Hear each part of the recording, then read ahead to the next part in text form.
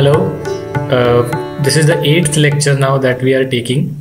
Although we had started with the political events again. So if you have seen the 7th lecture, what we were essentially seeing is the decade of from 1885 to 1910. So essentially we saw how the Congress was established in 1885. We saw how the moderates were functioning, what was their ideology, what were their drawbacks. We saw how the reforms in 1892 Indian Councils Acts were brought about, and we saw what were the fallacies, what the problems that the moderates had with them. We saw how they were mainly looking at 3-day tamasha sessions. They were it as the extremists called it as political mendicancy.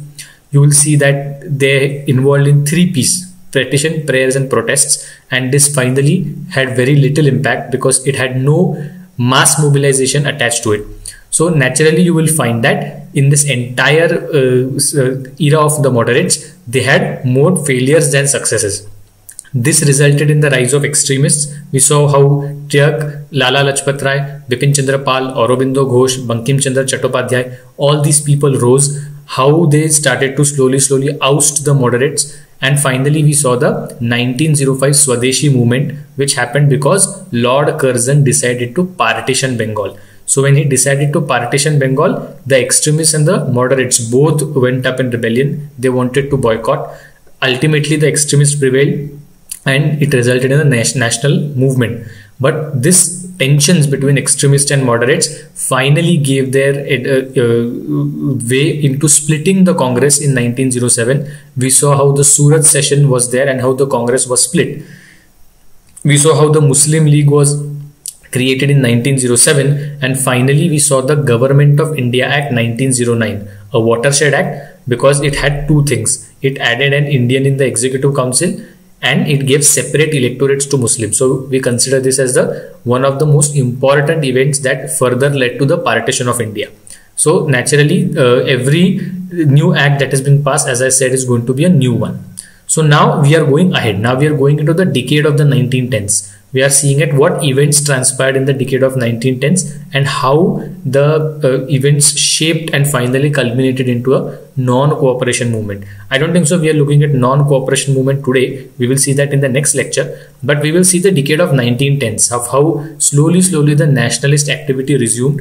We will see how Tilak and Annie Besant's Home Rule League functioned. We will see the entry of Gandhiji and the early actions of Gandhiji till Rowlatt Act Satyagraha and Jallianwala Bagh massacre.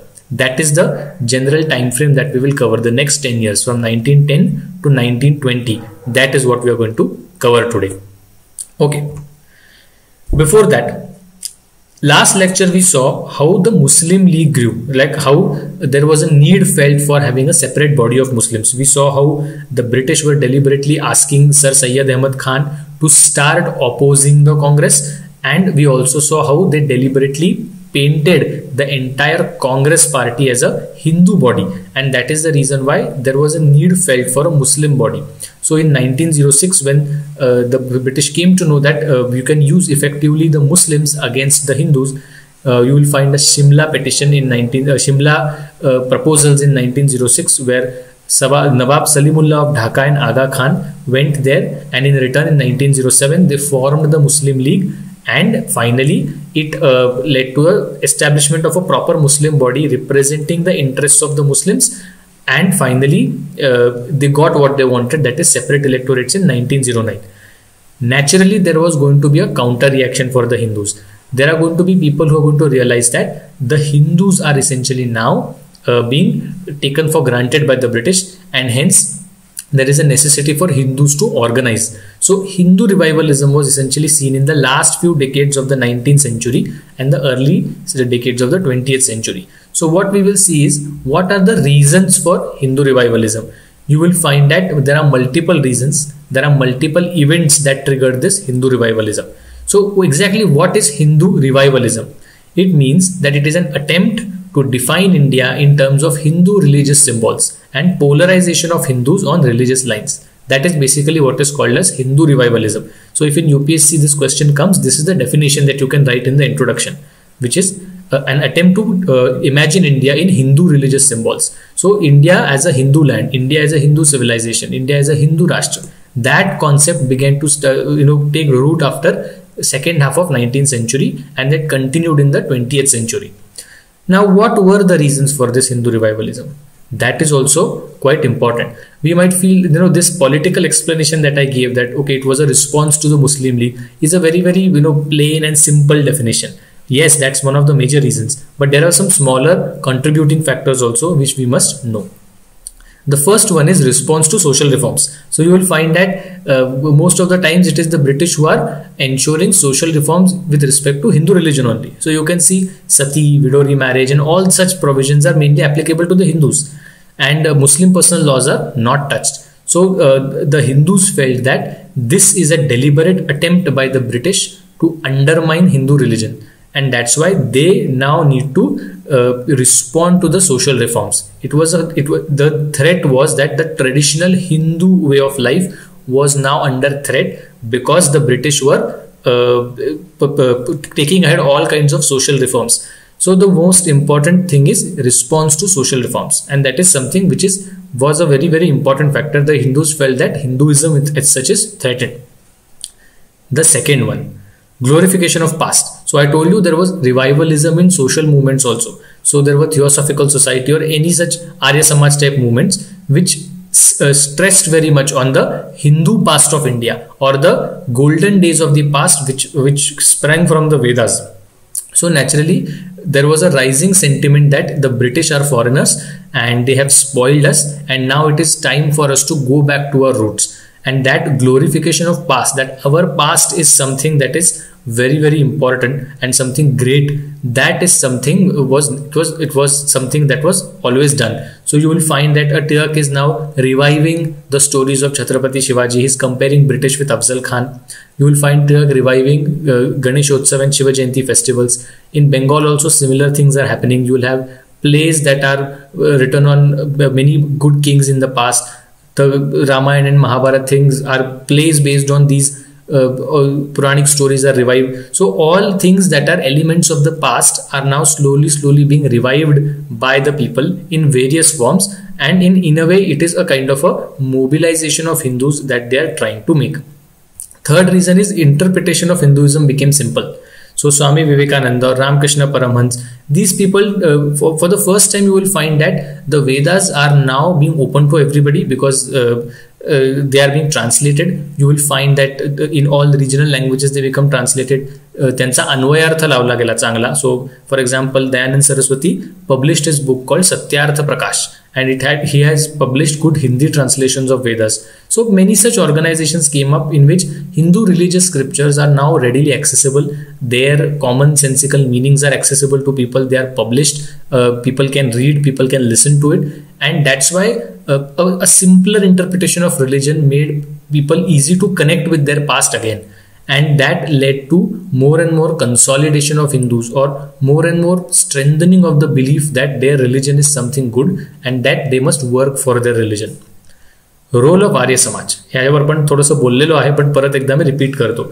Arya Samaj, I told you, was essentially working in Punjab region. You will find that Arya Samaj was essentially involved in Shuddhi and Sangathan. So Shuddhi is conversion of Muslims back to Hinduism, and Sangathan, that is building a organization of Hindus. So what they did was they essentially went through villages. They took their version of Hinduism, that Vedas are infallible, they are great scriptures, and that once the Vedas are infallible, there is nothing that can question, and that Hindus should all follow the Vedas. They should not follow casteism, they should not follow idolatry, there is no need for priestly class, there is no need for meaningless rituals. So you will find that Arya Samaj's definition of Hinduism essentially made Hindus gravitate towards Arya Samaj. They were now working for Arya Samaj. There were a lot of converting back to Hinduism. घर वापसी ज्याला आज आजच्या अगदी फार politically incorrect भाषेत बोललं जातं. सो अशा प्रकारच्या सगळ्या गोष्टी आर्य समाज चालू करत होतं. Now this actually led to a good organisation. So if I really see in modern times, the earliest organisation of Hindus was Arya Samaj. The earliest Hindu Mahasabha came up in 1915, and later on it became a big political party. RSS was established in 1925. So all the so-called Hindu organizations came up in the 20th century. The earliest Hindu organization to really rise to prominence in the 19th century was Arya Samaj. Role of cow protection. Now, cow is always a weak wicket for Hindus. you are any insult to the cow, killing of cow, eating of beef is always considered abhorrent for Hindus. Even if the Muslims do it, that Hindus really don't like it. So what happened was that Arya Samaj or any Hindu bodies now started to look for cow protection. So they were wanting to pressurize the Muslims not to kill cows. If it's Bakri Eid, you can kill any other animal but not a cow. So that kind of cow protection began very much aggressively, especially in the northern parts of India. So you will find that this cow protection thing led to riots. So if you remember, I said that 1893 there was a tremendous cow riot, essentially based on cow protection. आणि दंगली व्हायचं कारण इतके भंगार असायचे नेहमीसारखं, की बकरी ईदला गाय कापली किंवा गायीचं मांस फेकलं मंदिरामध्ये किंवा असं काहीतरी फालतू कारणासाठी दंगली चालू व्हायच्या. Same thing happened in the decade of 1920s. So in 1920s in United Province, in Bengal, in Bombay, there were multiple riots and cow became one of the main reasons for the riots. So आम्ही धार्मिक दृष्टीने आम्ही गायीला माता मानतो आणि आमच्या गायीला तुम्ही मारता, ह्या गोष्टीने सुद्धा एक प्रकारचं हिंदू मोबिलायझेशन झालं.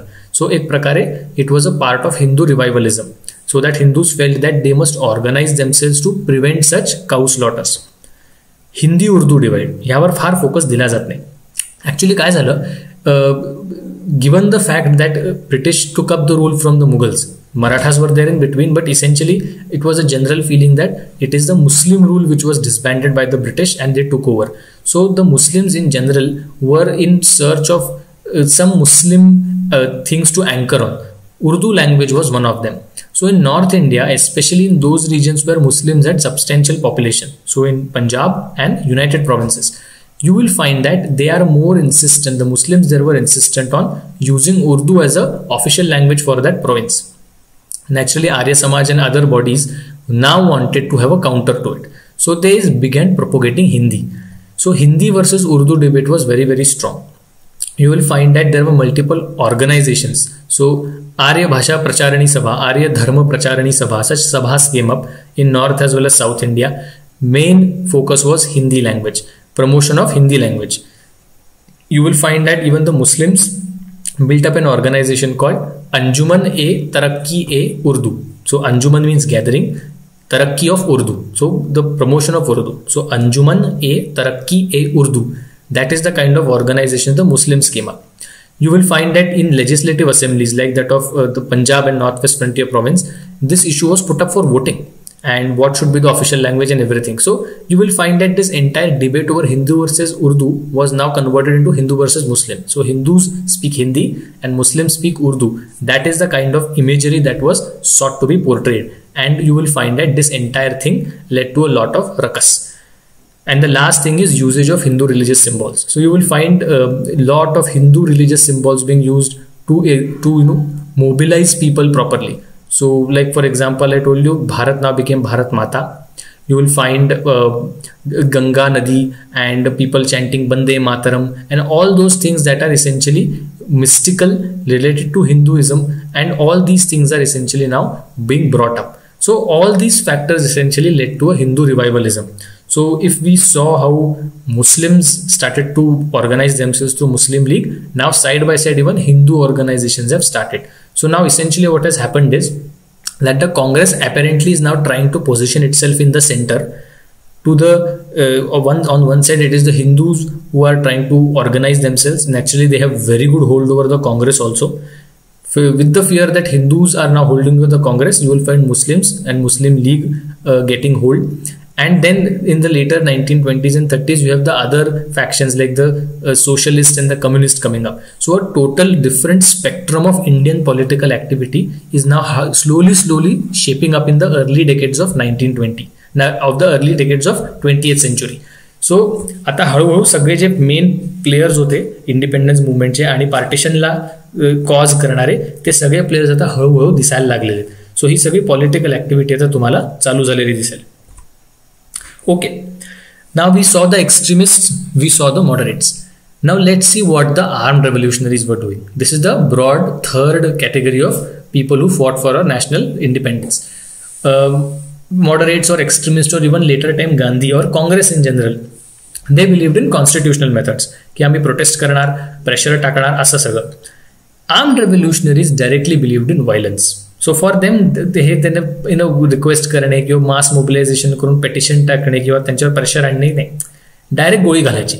त्यांचं मत होतं डायरेक्ट आम्ही गोळीच घालणार, तुम्ही गेट लॉस, आमचं काही घेणं देणं नाही आहे, तुम्हाला काय पाहिजे काय नाही आमचा काही संबंध नाही, आम्ही डायरेक्ट बंदूक उचलून गोळी घालणार तुम्हाला.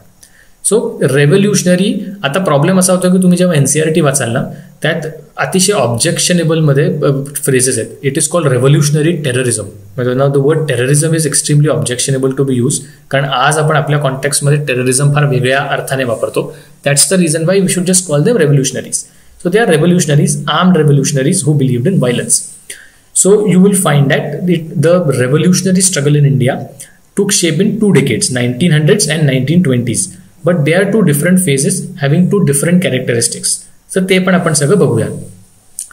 पहिली जी फेज आहे 1910s ची जी फेज आहे, you will find that in that phase of 1910s you will have the rise of revolutionaries because of the failures of the earlier people. So moderates and extremist ह्यांचे काही failure होते, त्या फेलियरमुळे you will find revolutionaries coming up. So you will find that a failed swadeshi movement prove to be the biggest trigger. की एक स्वदेशी मुवमेंटमुळे एक प्रकारे एक्साइटमेंट झाली होती लोकांमध्ये की हां काहीतरी भारतीय करतायत, आणि नेमकं ती मुवमेंट फेल गेली for multiple reasons which we saw in the last session. ते सगळं फेल गेल्याने प्रॉब्लेम असा झाला की आता लोकांमध्ये फ्रस्ट्रेशन वाढलं की आपण एवढं सगळं करूनही काहीच झालं नाही. So the youth became restless because of it. You will find that the moderates themselves failed to impress anyone, कारण मॉडरेट्समध्ये नाटकं भरपूर होत होती, शांतपणे सगळं करायचे आणि त्यांच्या शांतप्रिय पद्धतीने काहीच फरक पडत नव्हता. एक्स्ट्रीमिस्टही फार काही करू शकले नाही. For that matter even Tilak was not able to make a much bigger impact because he was ultimately jailed in 1908. तो एक प्रकारचा व्हॅक्यूम तयार झाला आणि त्यात काँग्रेसमध्ये स्प्लिट झाला. So moderates and extremist essentially split and the Congress was split in 1907 Surat session.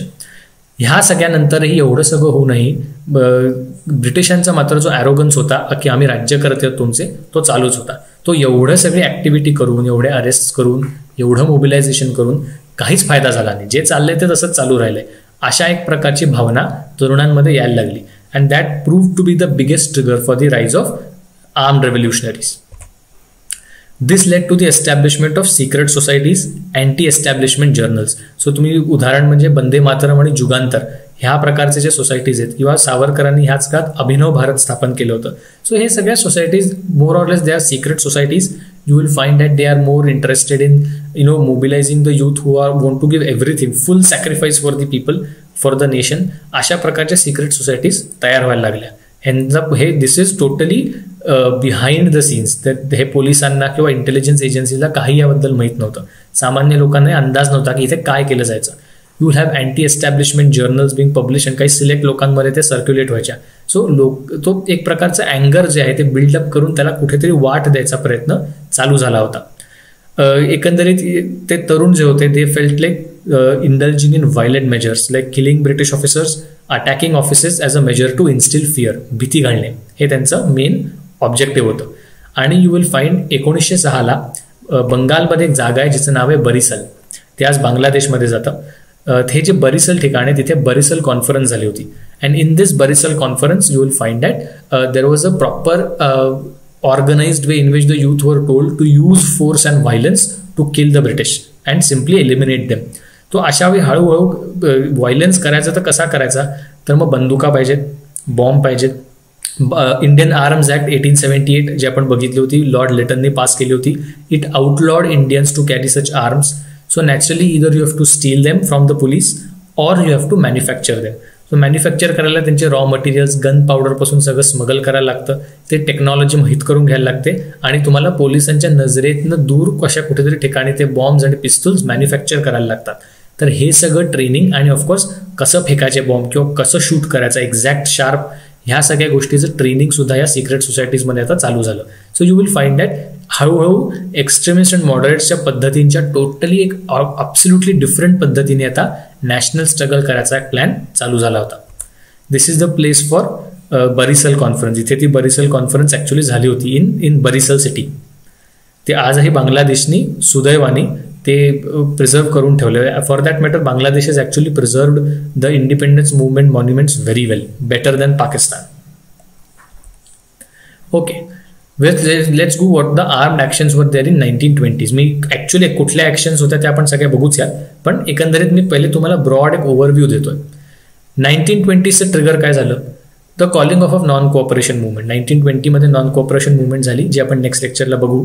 पण 1922मध्ये चौरी चौराच्या पोलीस स्टेशनमध्ये पोलिसांनाच जाळून टाकलं गेलं आणि त्याच्यामुळे गांधीजींचं नॉन व्हायलन्स ही जी थीम होती ती व्हायलेट झाली. So Gandhiji recalled the non cooperation movement and that actually was a very big shock. Even you will find that Nehru and Bose and everybody were extremely shocked.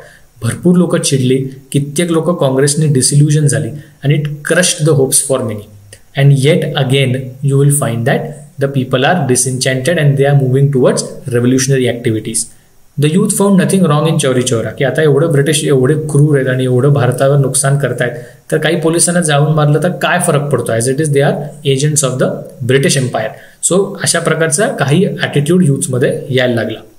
Similarly 1920चा जो decade आहे, जो आपण पुढच्या लेक्चरमध्ये बघू, there came to be two main categories of people, Swarajists and no changers. ते काय आहेत ते आपण बघूयात. पण एकंदरीत 1920ची नॉन कोऑपरेशन मुवमेंट आणि 1930ची सिव्हिल डिसोबिडियन्स मुवमेंट ह्याच्यामध्ये 10 वर्ष होती. 10 वर्ष एक प्रकारचा गॅप पडला होता नॅशनल इव्हेंटमध्ये. सो त्या मधल्या 10 वर्षात काही लोकांना कन्स्ट्रक्टिव्ह अजेंडा पुढे घेऊन जायला वाटलं, काही लोकांना लेजिस्लेचर्समध्ये इलेक्ट होऊन जायला वाटलं. तर हे दोन्ही जी लोक होती, जे कन्स्ट्रक्टिव्ह काम करायचे आणि स्वराजेस जे लेजिस्लेचरमध्ये निवडून जायचे, हे दोघांनीही त्यावेळी तसं बघितलं तर नॅशनल मुवमेंटला फार काही कॉन्ट्रीब्यूट करायचं शक्य झालं नाही. आणि त्यामुळे ह्या लोकांनी अल्टिमेटली ह्यांच्यावरही लोक नाराज झाले की यांच्याकडनं काही होत नाहीये. That also push the lull or the gap in nationalist activity in 1920s pushed the youth for revolutionary activities. त्याचबरोबर 1917मध्ये रशियन रेव्होल्युशन झालं होतं. सो एक प्रकारे communism was a new force that was coming up and that essentially attracted many people. आणि कम्युनिझमची एक rhetoric आहे that we will not be just against imperialism but we want socialism also. So एक प्रकारे we will fight against इम्पिरियलिझम as well age exploitation. So ह्या प्रकारची जी ideology आहे ती आयडिओलॉजी भरपूर लोकांना एकदम अट्रॅक्टिव्ह वाटली. आणि 1921मध्ये सुद्धा इंडियन जे आत्ता भारतातले कम्युनिस्ट पार्टी ऑफ इंडिया आहे that was established in 1921. So you will find that slowly even त्या प्रकारच्या कम्युनिस्ट टाईप आयडिओलॉजीमध्ये सुद्धा आता लोक अट्रॅक्ट होत आहेत. Okay, ideology of the revolutionaries exactly काय विचार करत होते? They believed in the cult of bomb, violence, pistol. It is as simple as that. So assassinate unpopular officials, carry on loots, त्यांचा खजिना लुटा, आर्मरी लुटा, बंदुका बॉम्ब मिळतील अशा सगळ्या गोष्टी लुटा, कसं तरी करून ह्या ॲडमिनिस्ट्रेशनचं काम करणं इम्पॉसिबल करून सोडा. अशा एका प्रकारचा ॲटिट्यूड ही लोक तुम्हाला दाखवताना दिसतील. तुम्हाला असंही दिसेल की त्यांचा मेन इंटेन्शन होतं to strike terror in British minds, की तुम्ही संख्येनेच मुळात कमी आहात, तुम्ही ब्रिटनमधनं इथे येता काम करायला, पण इथे आल्यावर जर तुमचं आयुष्य सेफ नाही आहे, तुम्हाला धोका आहे इथे यायला, तुम्ही इथे आल्यावर तुम्ही मारले जाऊ शकता, अशा प्रकारचं इमेज जर तयार केली तर कदाचित ब्रिटिश घाबरून पळून जातील, असा एक प्रकारचा हेतू होता. कारण साधी गोष्ट आहे, ब्रिटिशांना फॅमिलीज होत्या, many a times those families were not there in India. So any person who's come to India after, त्यावेळी तर काय फ्लाईट्स नव्हते, शिपनी यायला लागायचं, 1 महिनाभर ट्रॅव्हल करून एवढं दूर भारतात आलोय आणि एवढं करून इथे जर जीवन जाईल आणि माझी फॅमिली मागे इंग्लंडमध्ये, तर नकोच बाबा, अशा प्रकारचं ॲटिट्यूड ब्रिटिशांमध्ये तयार होईल अशी होप रेव्होल्युशनरीजला होती. And naturally, when such unpopular officials are killed, it will evoke a lot of nationalist sentiment amongst people. So हे पण त्यांना एक प्रकारे माहीत होतं की याने नॅशनलिझम वाढणार आहे. सो त्या प्रकारे त्यांनी अनपॉप्युलर ऑफिशियल्सला मारायचा निर्णय घेतला. The assumption was that British can be driven out by force, not by any constitutional measures, पण त्यांना धक्का मारूनच बाहेर हाकलायला लागणार आहे, हा त्यामागचा हेतू होता. यूथ काय अट्रॅक्ट झाले तर त्यामागचं हे कारण होतं, कारण तरुण वय जे असतं रफली 16 वर्षापासून 35-40 वर्षापर्यंत, या वयामध्ये you are restless, you have boiling blood and you are, तुमच्यात खूप एनर्जी असते and you are yearning for some change, कारण ते साधारणतः तो फोर्स जो असतो त्या एजमध्ये असतो. So naturally the youth got frustrated the fast and they got attracted to the revolutionary ideologies the fastest. Secret societies gave impetus to training, organising activities and preparation of bombs and pistols, जे मी मगाशी म्हणालो की एका प्रकारे ह्या सगळ्या गोष्टींचा इम्पिटस आला. Revolution was the basic idea that it stood for change, progress and order. So it was a dynamic spirit of every society की आपण बदललो पाहिजे, तर ते रेव्होल्युशन आणायचा ह्याचा यांचा हेतू होता. In the earlier phases religion was a major source, कारण मिस्टिसिझम मी तुम्हाला सांगितलं अर्ली 1910s मध्ये मिस्टिसिझम फार एक पकड होती. ती 1920s नंतर एक थोडी सेक्युलर झाली, because now they began recruiting people from diverse backgrounds, diverse religions, अशा प्रकारे सगळं ते चालू झालं. एक प्रकारे सोशलिझमचं पण एक त्यांच्यावर पकड होती, जी मी आता तुम्हाला सांगितलं. कम्युनिझममुळे इम्प्रेस झाले, and that's why in 1920s you have the Hindustan Republican Association set up by Chandrashekhar Azad, that change its name to HSR, Hindustan Socialist Republican Association. So समाजवाद, सोशलिझमवर त्यांचा आता फोकस यायला लागला. That we will not only throw the British out, but we will also work for ending exploitation in society. अशा प्रकारचा एक view point त्यांनी ठेवला. अजून एक त्यांच्यामध्ये रेव्होल्युशनरीज बद्दलचे एक स्पेशल फीचर आहे, that there was a participation of women. जितक्या वुमेन रेव्होल्युशनरीज आहेत तितक्या खरंच तुम्हाला बाकी गांधीयन मुवमेंट्समध्ये फार नंतर येताना सापडतात. पण विमेन रेव्होल्युशनरीज की ज्यांना माहीत आहे की बाबा आपण ह्याच्यात पडलो तर आपला जीव जाईल, आपल्याला पकडतील, जेलमध्ये जाईल, आणि त्यावेळी स्त्रियांना अशा काही करणं म्हणजे फारच मोठी गोष्ट होती की स्त्रीला घराबाहेर पडू दिलं हे तरी त्या काळात फार मोठी गोष्ट मानली जायची. त्यात तुमची घरातली बाई बंदूक चालवायचं शिकतीये, बॉम्ब फेकायला शिकतीये, आणि असं सगळं करून कोणाला तरी जाऊन गोळ्याच घालतीये, ही फारच म्हणजे अफाट गोष्ट होती त्यावेळी. So but women did participate in that time. So ही सुद्धा ती खूप एक प्रॉमिनंट आणि एक मोठी गोष्ट मानली जाते. And use of foreign lands, you will find that the revolutionaries did not limit their entire focus to India. They used foreign lands for propaganda. So you will find Veer Savarkar, who was the early revolutionary, he set up something called as the India House in London, जे आजही आहे तिकडे. आणि तिथे बरेचसे भारतीय लोक जे तिथे लंडनमध्ये यायचे, त्यांना रेव्होल्युशनरीजला तिथे सपोर्ट करायला ते इंडियन हाऊसमध्ये ते राहिलेत. सो श्यामजी कृष्ण वर्मा और Madanlal Dhingra, all these people have stayed in India House. So तिथे सावरकरांनी त्याच्यावर फोकस करायचा प्रयत्न केला. सो एकंदरीत भरपूर रेव्होल्युशनरी ॲक्टिव्हिटीज या ब्रिटन किंवा बाकीच्या देशांमधनं सुद्धा कॉर्डिनेट करायचा प्रयत्न चालू होता. इकडनं ते बंदुका कशा करायच्या, बॉम्ब कसे बनवायचे ते शिकायचे, इकडनं ते गन पावडर आणि इतर सगळे जे गोष्टी लागतात बनवायला त्या स्मगल करायचे. तर ही लोक मदत करायची की भारतात पिस्तुला पाठवायच्या, बॉम्ब पाठवायचे सिक्रेटली, या सगळ्या गोष्टी त्यावेळी ते स्मगल करायचे प्रयत्न करायचे. त्यासाठी फॉरेन लँडचा उपयोग केला जायचा. This is this India House in London. इथे मदनलाल धिंगरा, सावरकर आणि हे सगळे राहत होते. So it's there even today. आणि आजही त्याच्यावर एक प्लेक आहे जो निळा दिसतोय तुम्हाला उजव्या बाजूला, जो प्लेक आहे that actually mentions this, that इथे वीर सावरकर आणि ही सगळी लोक राहिली आहेत. Okay, now let's see actually रेव्होल्युशनरीजनी काय काय ॲक्शन्स घेतले. कारण आतापर्यंत आपण जनरल बोलत होतो त्यांची आयडिओलॉजी काय असं तसं. Let's actually give you examples की रेव्होल्युशनरी ॲक्टिव्हिटीजमध्ये काय काय घडलं. The earliest known revolutionary activity of this time was by Chafekar brothers. So काल आपण बघितलं लेक्चरमध्ये that there was plague in Pune from 1897 and British appointed Rand as the plague officer who was tasked with countering the plague.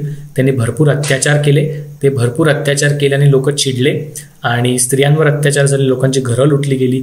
त्यामुळे चाफेकर बंधू मात्र भडकले होते आणि त्यामुळे रँडचा आपण नायनाट केला पाहिजे असं त्यांचं मत होतं.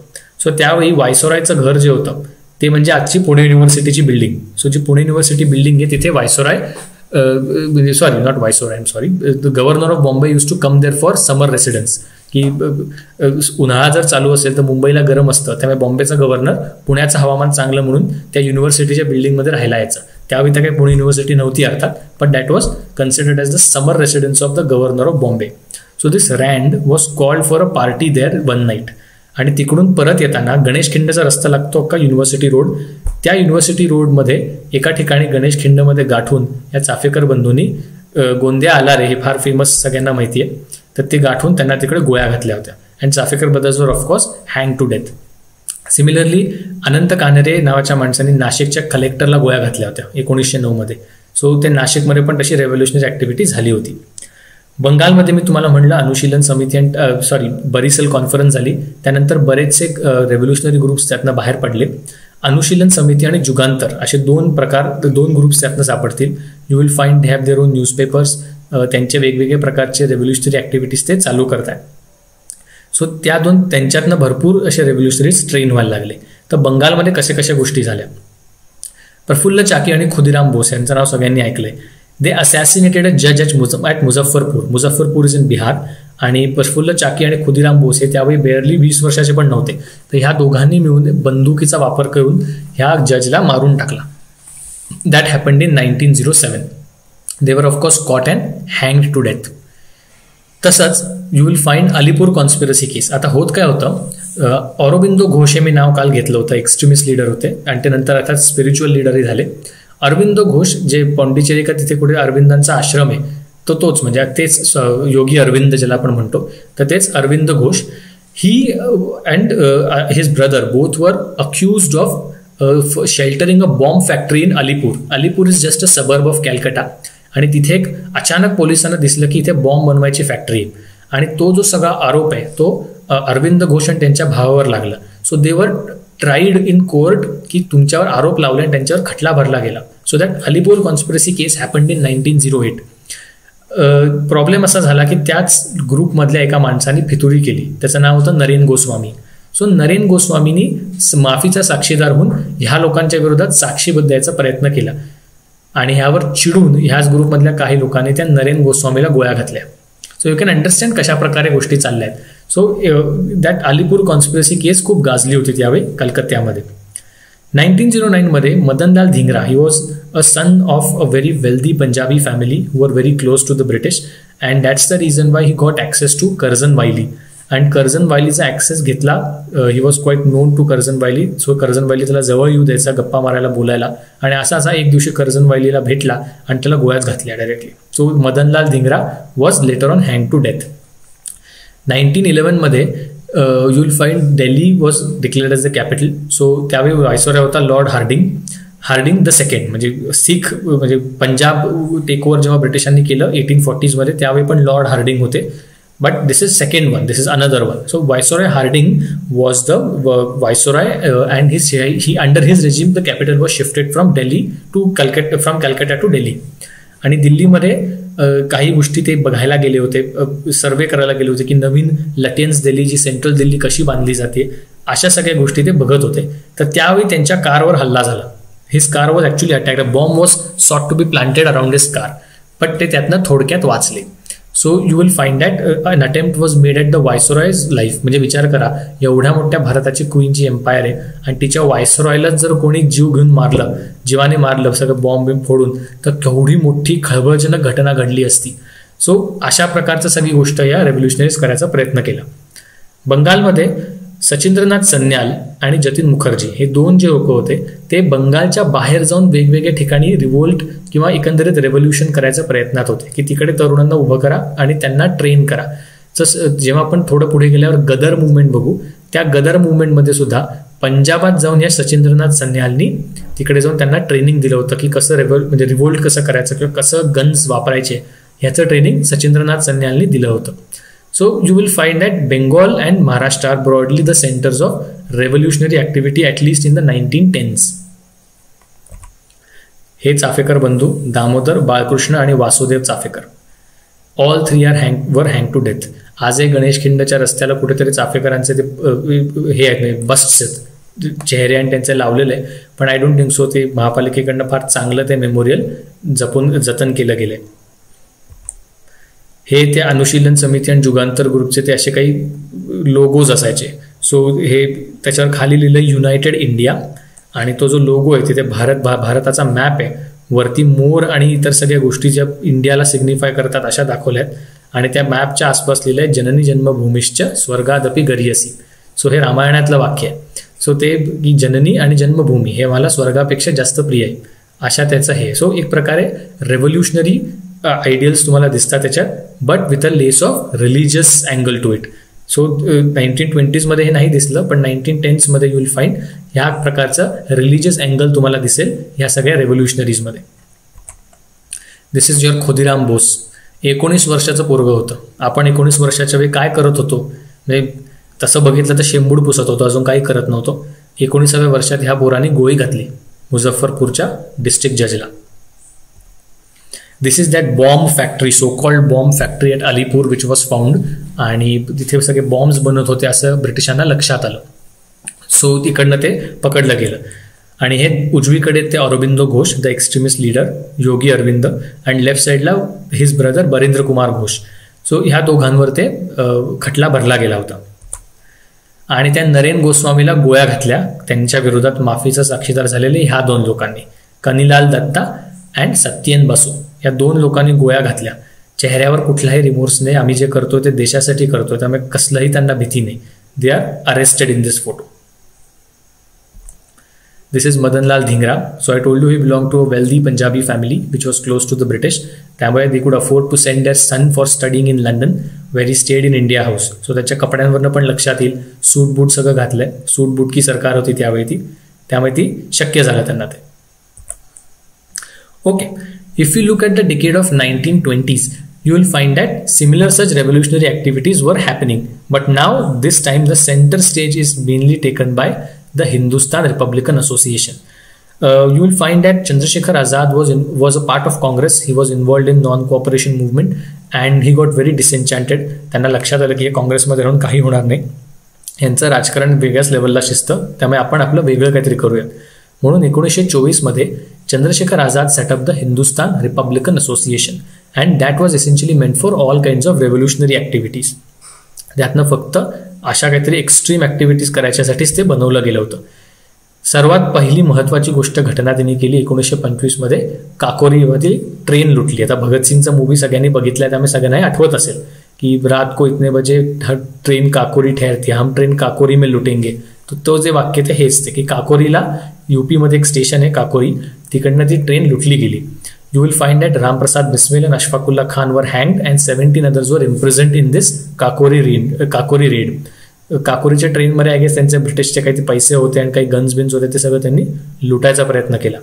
यू विल फाइंड ह्यावेळी भगतसिंग, सुखदेव, राजगुरू, बटुकेश्वर दत्त आणि असे सगळी लोक तुम्हाला सापडतील. भगवती चरण वोरा, ही सगळी लोक हिंदुस्तान रिपब्लिकन असोसिएशनमध्ये होती.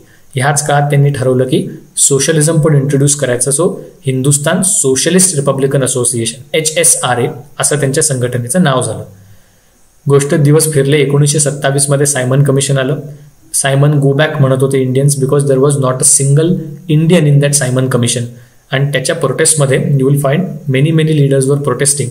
So Lala Lajpat Rai was protesting in Punjab and you will find that the police now started a lathi charge. आणि त्या सगळ्या लाठी चार्जमध्ये Lala Lajpat Rai was killed. Such a huge big leader Lala Lajpat Rai was killed. आणि त्याच्यामुळे it send shockwaves throughout the country की केवढा major लीडरचा जीवच गेला.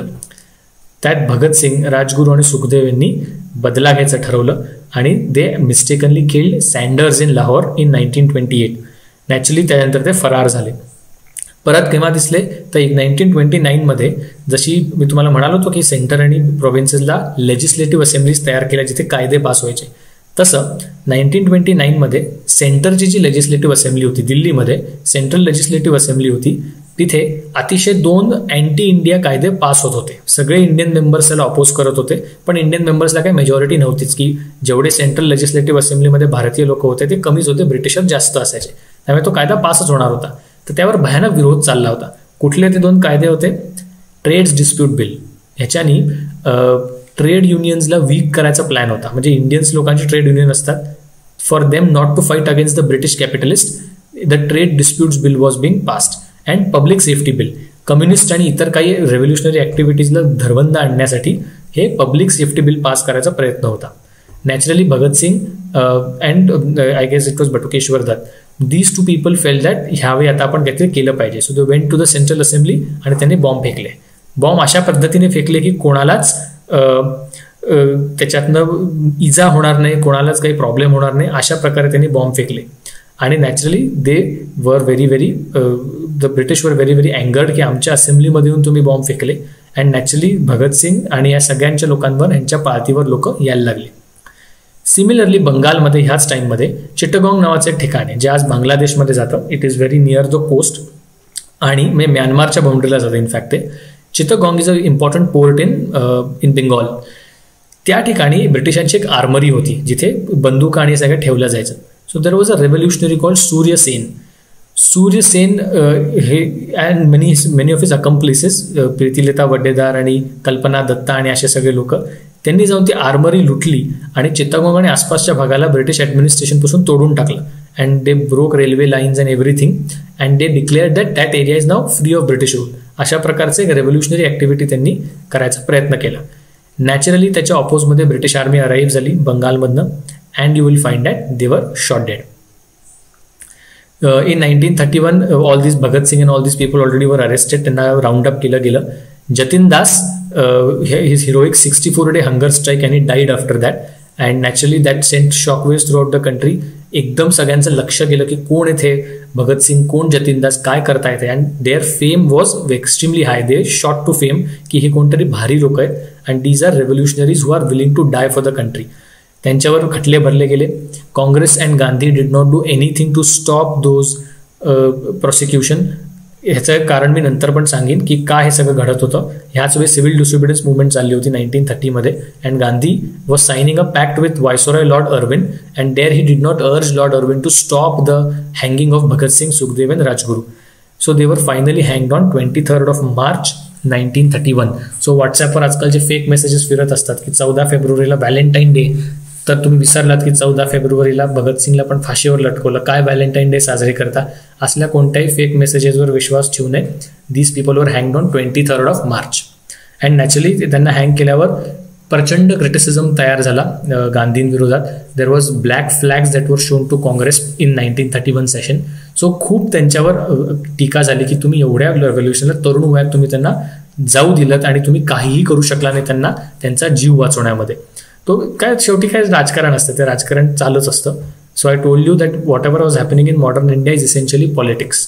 आपल्याला एक खूप मोठा गैरसमज असतो की 1947च्या आधीची सगळी लोकं होती ती एकदम आयडियलिस्टिक, फार अपराईट आणि फार छान होती आणि देशभक्तीने पेटून उठलेली होती. खरं आहे, पण शेवटी ते राजकारण आहे. तुम्हाला काँग्रेस पार्टीमध्ये तुम्ही कार्यकर्ता म्हणून चालू होता, तुम्हाला एक नेता बनायचं आहे, तुम्हाला नॅचरली पैसे पाहिजेत, तुम्हाला इतर सगळ्या ठिकाणी निवडून यायचं आहे. You will have to find दुसरे लोक विदिन द पार्टी, तुम्हाला त्यांना मागे टाकायचं आहे. बाकीचे काँग्रेसच्या बाहेर बसलेल्या लोकांना तुम्हाला मागे टाकायचं आहे, प्लस ब्रिटिशांबरोबर तुम्हाला फाईट करायचं आहे. So it is all political. ह्याच्यात राजकारण खूप आहे. त्यामुळे असं म्हटलं जातं की may be it was a kind of a political move that Gandhi did for not asking British to stop the hanging of Bhagat Singh. आहे राजकारण आहे तर राजकारण आहे. This is the news that is published by the Tribune. So you will find that the main headline: Bhagat Singh, Rajguru and Sukhdev executed. No last interview with relations. म्हणजे त्यांच्या घरच्यांना भेटू नाही दिलं गेलं त्यांना. Shouts emerge from jail. Dead bodies secretly disposed of. Reserved to distant place. Removed to distant place. म्हणजे इतकं सिक्रेटली सगळं केलं गेलं, इतकी पॉप्युलॅरिटी होती की त्यांना जर पब्लिकली काही केलं गेलं तर लोकांचं उद्रेकच झाला असतं, लोकांनी हाणून काढलं असतं तिथे. ह्या भीतीने सिक्रेटली शांतपणे पहाटे कधीतरी त्यांना फाशी देऊन टाकले आणि संपवून टाकलं. सो हे ट्रिब्यूनमध्ये पब्लिश झालं. The Tribune was one of the most important and influential newspapers in Punjab.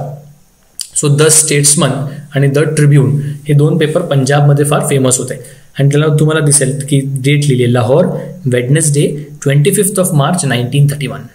And price is 1 आना. तो 1 आण्याचा तो पेपर होता. सो हे असा ट्रिब्यूनमध्ये ते त्यावेळेची खबर पब्लिश झाली होती. This is the newspaper for news carrying for Chittagong raid. हा न्यूजपेपर वरती लिहिलेला दिसतोय. The Bengali, Sunday April 30th का आय गेस, वार क्लिअर नाही आहे, 1930. Chittagong armories raided by 100 insurgents. 6 persons shot dead. Railway and telegraphic communications cut off. Bengal Ordinance revived Viceroy's proclamation. So Bengal Ordinance for emergency actions against such insurgents was passed आणि तो revive करण्यात आला. Eastern frontier rifles म्हणजे आजचे Assam rifles जे आजही पॅरामिलिटरीमध्ये आहे, दे leave for चिटगॉंग, तिकडे जाऊन त्यांना गोळ्या घालायला. Governor hastens back to Calcutta from Siliguri. काय मजा करायला गेला असेल सिलिगुडीला, घाई गडबडीत धावपत कलकत्त्याला यायला लागलं. Civilian employees safe. सो अशा प्रकारची न्यूज पब्लिश झाली. तुम्ही लेफ्ट साईडची न्यूज बघितली तर दिसेल. रँडम दुसरी न्यूज आहे, fire at Poona railway station. पुण्याच्या रेल्वे स्टेशनला आग लागली होती. तेव्हा जाऊन खाक का नाही झालं, नाही चांगलं तरी नवीन बांधलं असतं, पण जाऊ द्या. Fire at Poona railway station, 3 old coaches used as stores destroyed. एक रँडम न्यूज. आणि लेफ्ट साईडला खालची न्यूज आहे, mister Gandhi at Bardoli. Bardoli is a place in Gujarat. One of the greatest mass movements of the world. हे बरडोली सत्याग्रह काय आहे ते आपण पुढच्या लेक्चरमध्ये बघणारच आहोत. पण एक जनरल सांगून ठेवतो की Bardoli became a very very big news in those days. It resulted in Gandhiji starting national movement again that finally culminated in the civil disobedience movement of 1930. So ते आपण पुढे बघणार आहोत. पण ही चित्तगोंग आर्मरी रेडची झालेली न्यूज आहे. This is Surya Sen. अजूनही बंगालमध्ये सूर्यसेनला खूप मान दिला जातो. मास्टरदा म्हणतात त्यांना, त्यांचं कॉमन टोपण नाव Masterda. This is Vinod Bihari Chaudhary. He was one of the person who participated in the Chittagong armoury raid. जिवंत वाचले त्यातनं. So he was there quite alive till a few years ago. So he was always honoured as a freedom fighter. Involvement of woman. ह्याच रेव्होल्युशनरीजमध्ये women कशा involve होत होत्या. So Pritilata Waddedar died and Kalpana Dutt arrested and tried in the चित्तगोंग red. So you will find that ह्या दोन्ही ladies त्याच्यात involved होत्या. तो कुठला तरी एक फ्लॉप मूवी आला होता चित्तगोंग आर्मरी रेडवर. खेलेंगे हम जी जान से असा एक मूवी आला होता. अभिषेक बच्चन अँड त्यात आय गेस कल्पना दत्ताचा रोल दीपिका पदुकोणने केला होता. बापरे. But that movie. So essentially Pritilata Waddedar was killed and Kalpana Dutt was arrested. Kalpana Dutt survive later on and नंतर त्या ॲक्टिव्ह राजकारणात बंगालच्या पण आल्या होत्या after independence. Shanti Ghosh and Suniti Chaudhary, these two ladies, girls for that matter, shot dead at the district magistrate of Comilla in 1931. Comilla is a district in Bengal. आजही तो बांगलादेशमध्ये जातो district. They shot dead the district magistrate of Comilla in 1931. काय हिंमत असेल. म्हणजे district मॅजिस्ट्रेटला गोळी घातली. डिस्ट्रिक्ट मॅजिस्ट्रेट म्हणजे तो आजच्या कलेक्टरचा, म्हणजे इसेन्शियली जो राहतो त्यावेळी डिस्ट्रिक्टचा राजा असायचा, त्याला गोळ्या घालतात दोन लहान मुली. Bina Das shot the governor of Bengal 1932 while receiving her degree. म्हणजे तो गव्हर्नर ऑफ बेंगॉल कॉन्व्होकेशन सेरेमनीला आला होता द्यायला की हे बाई तू पास झाली, तुला डिग्री घे. आणि त्या बीना दासनी पटकन खिशातनं बंदूक काढली आणि त्या माणसाला गोळी घालायचा प्रयत्न केला. काय हिंमत असेल. Just think of it. So but he did not die. He was just injured. But it is possible. It requires a lot of courage to pull the trigger. एवढं काय सोपं काम नाही आहे. आणि दुर्गा भाभी जो सगळ्या हिंदुस्थान रिपब्लिकन असोसिएशनची एक वुमन स्ट्रेंथ म्हणता येईल तशीच Durga Bhabhi. She was the one who forced them और पुश्ड देम की बाबा तुम्ही काहीतरी एक मोठं काम केलं पाहिजे. So these are the photos. So left side is Kalpana Datta, right side is Pritilata Vaddedar. This is Shanti Ghosh, who shot dead the district magistrate of Comilla. This is Beena Das. So while getting her degree, she tried to shoot the governor of Bengal. Durga Bhavi, and she, of course, Durga Bhavi survived even after independence. So she was there for many years. Okay. रेव्होल्युशनरीजची activities बघितल्या, त्यांचा weakness पण बघून घेऊ. दे वर वेडेड to आयडियलिझम then प्रॅग्मेटिझम. की आपण काहीतरी महान देशभक्तीचं काम करतो आणि फक्त गोळ्या घातले की सगळं बाहेर पळून जाईल अशा एक प्रकारच्या आयडियलिस्टिक आदर्शवादी काल्पनिक जगात जगत असल्याने प्रॅग्मेटिक नव्हते. That's why naturally they were going to be not acceptable. In theory, they planned mass action but ended up in individual terrorist activities. I should have not used the word terrorist. I'm sorry for that. But individual violent activities they plan करत होते. कुठल्याही in theory they all wanted people to become patriotic and support them. पण कोणत्याही प्रकारचं mass action मात्र ते करू शकले नाही. That's why their social base never increased. कारण तुम्ही राहणार सिक्रेट सोसायटीजमध्ये, कुठेतरी फरार असणार, घरापासून दूर राहणार, त्यामुळे ॲक्च्युली तुमचं सोशल बेस मात्र काय वाढू शकत नाही. There was very little political work. कुठल्याही पॉलिटिकल पार्टीज बरोबर त्यांनी कोऑर्डिनेट करायचा प्रयत्न केला नाही. त्यांचा सपोर्ट त्यांना मिळाला नाही. Naturally even Gandhian leadership could not support them very well. You will find that they lacked organisational structure. कारण इंडिव्हिज्युअली मोठं काहीतरी काम करायचं म्हणूनच ते आले होते की एक पार्टी प्रेसिडेंट, त्यांच्या हाताखाली काही लोक, अशा कुठल्या प्रकारचं स्ट्रक्चर त्यांच्याकडे नव्हतं. त्यामुळे काहीतरी प्रॉब्लेम झाला की ते सगळं कोलॅप्स होणार होतं. There was religious symbolism, at least in the early decades of 1910s, that made Muslims worry, and they did not get enough support from moderates as well as Muslims. So एकंदरीत तुम्हाला सापडेल की त्यांना पूर्णपणे support जो आहे तो मिळाला नाही. These were the drawbacks of the revolutionaries, but they definitely form a very big chapter in India's freedom struggle. In that Bhagat सिंगनाच फक्त नाव मिळतं, पण सत्यस्थिती ही आहे की भरपूर रेव्होल्युशनरीज होते. They had guts. They had balls to actually kill the British आणि to do the raids and everything. त्यांच्याबद्दल सुद्धा हिस्ट्रीमध्ये थोडं जास्त टाईम आपण दिला पाहिजे, म्हणून मी एवढा त्यांचा टाईम दिला की हे पण रेव्होल्युशनरीज होते. बऱ्याच वेळेला UPSCमध्ये मेन्समध्ये सुद्धा, GS1 मध्ये सुद्धा रेव्होल्युशनरीजवर प्रश्न येतात. सो हे जे आता मी कव्हर केलं that will substantially cover the revolutionaries. ते मी जे एक्झाम्पल्स दिले होते काही स्लाईड आधी रेव्होल्युशनरीजचे, आय गेस ते खूपच मागे गेले. जाऊ दे. ते एक्झाम्पल्स लक्षात ठेवा, इयर लक्षात ठेवा. जर रेव्होल्युशनरीजचा प्रश्न आला एक्झाममध्ये आणि तुम्ही जर ते एक्झाम्पल्स आणि इयर्स दिले ना, तर trust me the examiner cannot cut your marks. त्याला he has no place remaining to cut your marks because तुम्हाला you are clear when what you are writing. So ते एकंदरीत साधारणतः लक्षात ठेवा. Okay, now I told you that 1907 मध्ये the Congress was split and the entire nationalist activity was in a big slumber. काहीच होत नव्हतं. आणि हे बघता बघता 1914 मध्ये फर्स्ट वर्ल्ड वॉर डिक्लेअर झाली आणि त्यामुळे भरपूर गोष्टींचा ट्रिगर जो आहे तो चालू झाला. आता ह्या सगळ्यांमध्ये सीख कुठे आले? गदर मुवमेंट. ह्या गदरचा सनी देओलच्या गदर मूवीशी काही संबंध नाही. तर ते गदर हा शब्द म्हणणार लोकांना तो 2.5 किलो का हात आणि अशरफ अलीच आठवतं सगळ्यांना, तर ते नाही आहे, त्याचा काही संबंध नाही. Ghadar is essentially rebellion. The meaning of Ghadar is rebellion. So Ghadar movement was essentially initiated by the Sikhs. So ह्याचं एक्झॅक्टली काय बॅकग्राऊंड होती ती आपण पहिले बघून घेऊ, म्हणजे तुम्हाला लक्षात येईल. आता शीख लोक पंजाब जेव्हा ब्रिटिशांनी कॅप्चर केला 1849 मध्ये, तेव्हापासून Sikhs are now inducted in the British army. You will find that they are very much loyal, they are classified as martial race. एकंदरीत सिखांचा खूप प्रो ब्रिटिश ॲटिट्यूड होता. But the Sikhs are also now taking advantage of the British and they are now looking to migrate outside India for better opportunities. So even आज जे शिखांना विचारलं तर कहाँ जाओगे, तो जी कनेडा जाएंगे, जी कनेडा सेटल होंगे. तो तेच इसेन्शियल ॲटिट्यूड तुम्हाला तेव्हापासून 100 वर्ष जुनापासून ॲटिट्यूड दिसेल. That the Sikhs are now dying to go to America, Canada and many other British rule provinces, British rule countries for better opportunities. So there are many Sikhs who are looking to migrate to America. So Vancouver, Montreal, San Francisco अशा काही मोठ्या मोठ्या शहरांमध्ये खूप शीख लोक आहेत. Naturally first world war चालू झाली होती आणि एकंदरीतच भारतामधली सगळी नॅशनलिस्ट ॲक्टिव्हिटीनी शीख लोक इन्फ्लुएन्स झाले होते.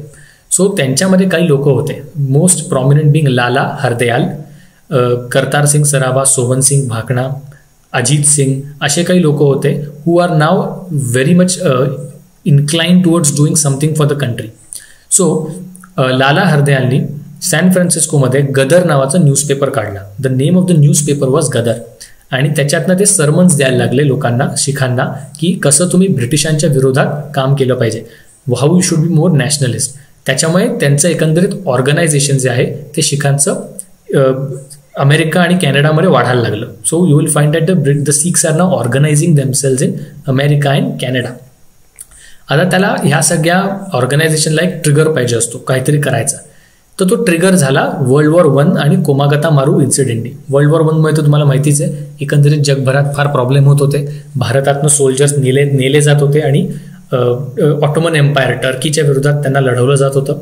यू विल फाइंड दॅट ह्यावेळी भारतामध्ये the moment world war starts supplies divert होतात. त्याच्यामुळे तुमचं अन्न पाण्याची थोडी कमी व्हायला लागते, त्यामुळे इन्फ्लेशन वाढतं. इंडस्ट्रीजमध्ये सुद्धा ब्रिटिशांना पूर्ण लक्ष घालता येते, त्यामुळे अनएम्प्लॉयमेंट वाढते. सो वर्ल्ड वॉर चालू झाल्यावर इकॉनॉमिक हार्डशिप्स ज्या आहेत त्या चालू झाल्या होत्या इंडियामध्ये आणि त्यात कोमागता मारू इन्सिडेंट झालं. What is कोमागता Maru? There were certain Sikhs from India who were trying to go to Canada.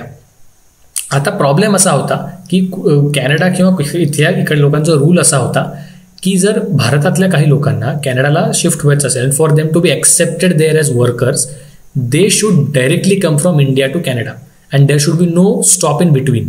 आता ह्या शिपचा स्टॉप इथे होता, सिंगापूरला होता. त्यामुळे सिंगापूरला स्टॉप घेऊन ते तिकडे गेल्याने तिकडच्या काही त्या ऑथॉरिटीजनी त्या शिपला येऊ दिलं नाही आणि ते येऊ दिलं नसल्याने तिथे टेन्शन झालं आणि शिखांचा आणि त्या तिकडच्या अथॉरिटीजमध्ये झडप झाली. And many Sikhs were killed there in Canada because on this ship called Komagata Maru. ही एक जॅपनीज शिप आहे कोमागता मारू. त्याच्यावर त्यांचं प्राण गेले तिकडच्या शिखांचे. And that enrage the Sikhs in India like anything. त्यातले बरेचसे कोमागता मारूवरचे लोक, ते शीख, त्यांना उलटं परत पाठवलं गेलं कलकत्त्याला. कलकत्त्यावरनं शिप निघाली होती आणि तिकडनं ती लोक पंजाबला गेले. So you will find that these Sikhs are already angered who are already link to the Ghadar movement there. आता हळूहळू गदरमधले जे लोक सॅन फ्रान्सिस्को आणि इकडचे होते ते पण यायला लागले पंजाबमध्ये. आणि बंगालमधनं सचिंद्रनाथ सन्याल, जे आपण मगाशी नाव बघितलं, ते पण जायला लागले. त्यांना तिथे ट्रेनिंग द्यायला लागले की तुम्ही कसं बंदूक वापरा, कसं बॉम्ब फोडा, कसं तुम्ही रिबेलियन केलं पाहिजे. तर अशा सगळा त्यांचा प्लॅन चालू होता. त्यामुळे 1915 मध्ये या शिखांनी रिव्होल्ट करायचा मनात आणला की आता आपण रिव्होल्ट केलं पाहिजे या ब्रिटिशांच्या विरोधात. सो देअर प्लॅन वॉज की सीख लोक सोल्जर्स जे होते ब्रिटिश आर्मीमध्ये वर पोस्टेड इन पंजाब, फैजलाबादमध्ये किंवा लाहोरमध्ये, रावळपिंडीमध्ये इकडेचे जे गॅरिझन्स होते तिथे ते रिव्होल्ट करायचा त्यांचा प्लॅन होता की जर आर्मीनेच रिव्होल्ट केला तर ब्रिटिश लोकांचं काही खैर नाही अशा हेतूने. दुर्दैवाने ब्रिटिशांना त्याची खबर लागली. खबर लागल्यामुळे लगातच रिव्होल्ट व्हायच्या आधीच ब्रिटिशांनी defence of India act pass केला होता ऑलरेडी वर्ल्ड वॉर 1 मुळे की वर्ल्ड वॉर 1 चालू आहे जगात तर इंडियामध्ये कोणी आगाऊपणा करू नये म्हणून डिफेन्स ऑफ इंडिया ॲक्ट होता ज्याच्याने इंडियामधले प्रोटेस्ट दाबता येत होते. तर त्या ॲक्टचा वापर करून या सगळ्या लोकांना त्यांनी अरेस्ट करवलं. कित्येक लोकांना जेलमध्ये टाकलं, विदेशांमध्ये किंवा अंदमान निकोबारमध्ये कुठेतरी जेलमध्ये टाकून दिलं आणि ती अख्खी गदर मुवमेंट जी होती ती सुरू व्हायच्या आधीच क्रश करण्यात आली. आणि त्या क्रश करण्यामुळे पूर्णपणे ह्यांचा सगळा प्लॅन जो होता तो फेल गेला. बट ह्या सगळ्यामुळे फायदा असा नक्की झाला की ह्यामुळे ॲटलिस्ट शिखांना हे लक्षात आलं की them being loyal to the British is of no use. त्यामुळे एकंदरीतच ह्यापुढे शीख जे आहेत त्यांच्यात नॅशनलिस्ट सेंटिमेंट्स मात्र हळूहळू वाढत गेल्या. हे मात्र गदर मुवमेंटचं एक फार मोठं बेनिफिट तुम्हाला सापडेल. This is Lala Hardayal. This is the Ghadar newspaper. Punjabi म्हणजे गुरुमुखी जी स्क्रिप्ट आहे पंजाबी भाषेची त्याच्यात तो पब्लिश व्हायचा. So this whatever is written in the bold is Ghadar आणि त्याच्यातनं ते असं सगळ्या वेगळ्या गोष्टी त्यात पब्लिश व्हायच्या. This is the organisation of the Ghadar party. सगळे शीख तुम्हाला उभे दिसत आहेत. दिस इज द कोमागाता मारू. जुलै 1914 अशी डेट आहे. सो कोमागाता मारूवरचे सगळे शीख तुम्हाला मायग्रेट होताना दिसतील. त्या शिपवर ते सगळे आहेत. ओके. सो 1914-15 पर्यंत आपण आलेलो आहे. आता let's go to the next thing, Lucknow session. आता तुम्हाला लक्षात येईल की काँग्रेस जी आहे ती स्प्लिट होती 1907 नंतर. आता त्यांना लक्षात आलं की हळूहळू आपण कुठेतरी ॲक्टिव्हिटी चालू करायला पाहिजे कारण फर्स्ट वर्ल्ड वॉर चालू झाली होती. There were miseries of people and the Congress now felt like it is a need to organise itself again. So 1916च्या डिसेंबरमध्ये लखनौमध्ये सेशन चालू होतं Congress. The head was a moderate leader called Ambikacharan Majumdar. ह्या Lucknow सेशनला speciality का आहे कारण त्यांना लक्षात आलं की आता काहीतरी नवीन केलं पाहिजे आपण. So there was a lull in national movement since 1907. So you could not afford to do such limited activity and ह्याचा काही उपयोग नाही, काहीतरी आपण केलं पाहिजे. Old controversies are not more relevant. Gopal Krishna Gokhale is no more. Firoz Shah Mehta is no more. Tilak is now release from prison in 1914. So एकंदरीत जुने कॉन्ट्रोवर्सीज, जुनी भांडणं ह्याला काही अर्थच झाला नाही कारण एक अख्खं दशक उलटून गेलेलं आहे. सो त्यांना वाटलं की आता पॅचअप करायची गरज आलेली आहे. I told you world war 1 started and there was a lot of repression that was happening and people were facing a lot of miseries. आणि ह्या मिझरीजमुळे झोल होत होते सगळे. रेव्होल्युशनरीज वर टेकिंग ओव्हर. सगळे 1910 मध्ये तुम्ही बघितलंच मदनलाल धिंगरा, खुदीराम बोस आणि हे सगळी लोक गोळ्या घालत होती आणि हे काँग्रेसला अपसेट करत होतं की अशा सगळ्या गोष्टी जर चालू झाल्या तर ब्रिटिश आपलं ऐकणारच नाहीत. ह्या भीतीमुळे काँग्रेसांना वाटलं की आता आपण काहीतरी केलं पाहिजे. Need to exert pressure for reforms. लक्षात घ्या 1909 मध्ये गव्हर्नमेंट ऑफ इंडिया ॲक्ट आली होती आणि त्यानंतर ब्रिटिशांनी ठरवलं होतं की आम्ही दर 10 वर्षांनी इंडियाचं कॉन्स्टिट्युशनल स्टेटस रिव्ह्यू करणार. त्यामुळे 1919 मध्ये ती ॲक्ट आता परत पास होणार होती. So there was a need to exert pressure on the British to have provisions of self government being introduced in the government of India Act की आता आम्हाला सेल्फ गव्हर्नमेंट पाहिजे. भले ब्रिटिश गेले नाही सोडून तरी आम्हाला सेल्फ गव्हर्नमेंट विदिन इंडिया आम्हाला पॉवर द्या तुम्ही. अशा प्रकारचं सगळं प्रेशर टाकायची गरज होती. त्याच्यासाठी काँग्रेस तर पहिले एकत्र यायला पाहिजे. ते एकत्र चालेल नाही तर काय उपयोग. सो म्हणून ते प्रेशर टाकायचं गरज होती. And Tilak was out of jail in 1914 and Annie Besant and Tilak was now cooperating to have a new movement called Home Rule League की ते 1919च्या ॲक्टवर प्रेशर टाकण्यासाठीच होम रूल आम्हाला द्या की आम्हाला भारतीय लोकांना भारताला रूल करायचं आहे. त्याच्यासाठी ती होम रूल लीग मुवमेंट होती ते चालू करणार होते. त्यामुळे या सगळ्या बॅकग्राऊंडमध्ये the Congress now felt in Lucknow in 1916 that it should set aside the old differences and start the nationalist activity afresh. तो ह्या सगळ्या गोष्टीमुळे लखनौ सेशन घेण्यात आलं. This is the important delegates of Lucknow session. जे उजवीकडून दुसरीकडे जे बसले ती Ambikacharan Majumdar, okay, agreements. Exactly Lucknow सेशनला झालं काय?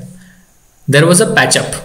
Extremists and were inducted back into the Congress. So Turk was now inducted back into Congress, and the extremists were now again very much active in the Congress. The Congress called up Muslim League to participate in the Lucknow session. So now the Congress felt that Muslim League is a legitimate representation of Muslims of India, and त्यांना एकत्र घेऊन आपण national movement चालू केली तर फायदा होईल. So they asked Muslim League to be a part of the Lucknow session. ह्या सगळ्यांनी मिळून काहीतरी कंबाईंड डिमांड्स ज्या आहेत त्या ॲक्सेप्ट करायचा प्रयत्न केला होता. So what were the combined demands called as Delhi proposals? They were 3. भारताला डोमिनियन स्टेटस पाहिजे, असं कंबाईंड डिमांड काँग्रेस आणि मुस्लिम लीगचं आहे की आम्हाला डोमिनियन स्टेटस पाहिजे. दॅट डोमिनियनचा अर्थ असा असतो that British are still going to be the rulers of India, but internally आपले अफेअर्स हँडल करायला इंडियन्सच असतील. That is dominion status. There is a need for expansion of legislative and executive councils. हे दुसरं मेन हे होते. दुसरं आणि तिसरं की लेजिस्लेटिव्ह काउन्सिल जसं 1909 मध्ये एक्सपांड केले होते, इंडियन्सला जास्त जागा दिल्या होत्या, तसंच आता लेजिस्लेटिव्ह काउन्सिल्स आता परत एकदा तुम्ही एक्सपांड करा आणि आम्हाला जागा द्या. आणि सेम फॉर एक्झिक्युटिव्ह काउन्सिल. 1909च्या ॲक्टमध्ये एक Indian Satyendra Sinha was added to the legislative executive council. आता अजून तुम्ही ॲड करा व्हायसरॉयच्या आणि गव्हर्नरच्या एक्झिक्युटिव्ह काउन्सिलमध्ये, असं त्यांचा प्रपोजल होतं, ते Delhi proposal. In return the Congress accepted separate electorates. 1909 मध्ये जेव्हा सेपरेट इलेक्टोरेट्स पास केले गेले होते गव्हर्नमेंट ऑफ इंडिया ॲक्ट 1909 मध्ये, the Congress was deadly oppose to it because it felt that it was a ploy to divide Indians. But Muslim लीगचा support मिळवण्यासाठी आता काँग्रेस म्हणते 1916 मध्ये की आम्हाला सेपरेट इलेक्टोरेट्स मान्य आहेत. This is one of the biggest mistakes that the Congress did. You asked Muslim League to accompany you in the Lucknow session, thereby you gave them legitimacy की बाबा तुम्ही मुसलमानांना रिप्रेझेंट करताय असं तुम्ही स्वतःच्या हाताने सांगून टाकलं त्यांना. Not necessary, Muslim League was not a big body then, but तरी तुम्ही त्यांना बोलवून त्यांना लेजिटिमसी दिली तुमच्या स्टेजवर बोलवून, आणि त्यात तुम्ही त्यांचे सेपरेट इलेक्टोरेट्स मान्य केले. This is one of the important events in the history of partition of India. That now the Congress, the largest party in this country, now accepts that separate electorates of Muslims are legitimately correct.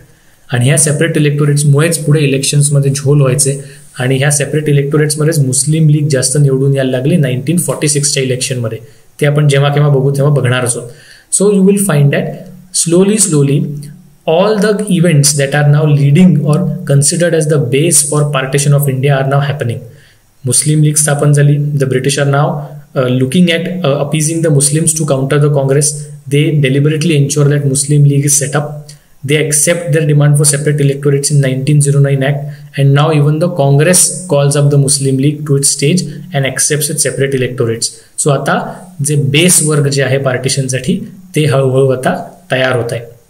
So या लखनौ सेशनमध्ये म्हणून टीका केली जाते की तुम्ही एक्स्ट्रीमिस्टला परत घेतलं, चांगलं केलं, पण मुस्लिम लीगला मात्र तुम्ही बोलवलं तुमच्याबरोबर अकंपनी करायला, ते मात्र तुम्ही देशाला एक विघातक असं कृत्य केलं, अशा प्रकारचा ॲनालिसिस दिला जातो.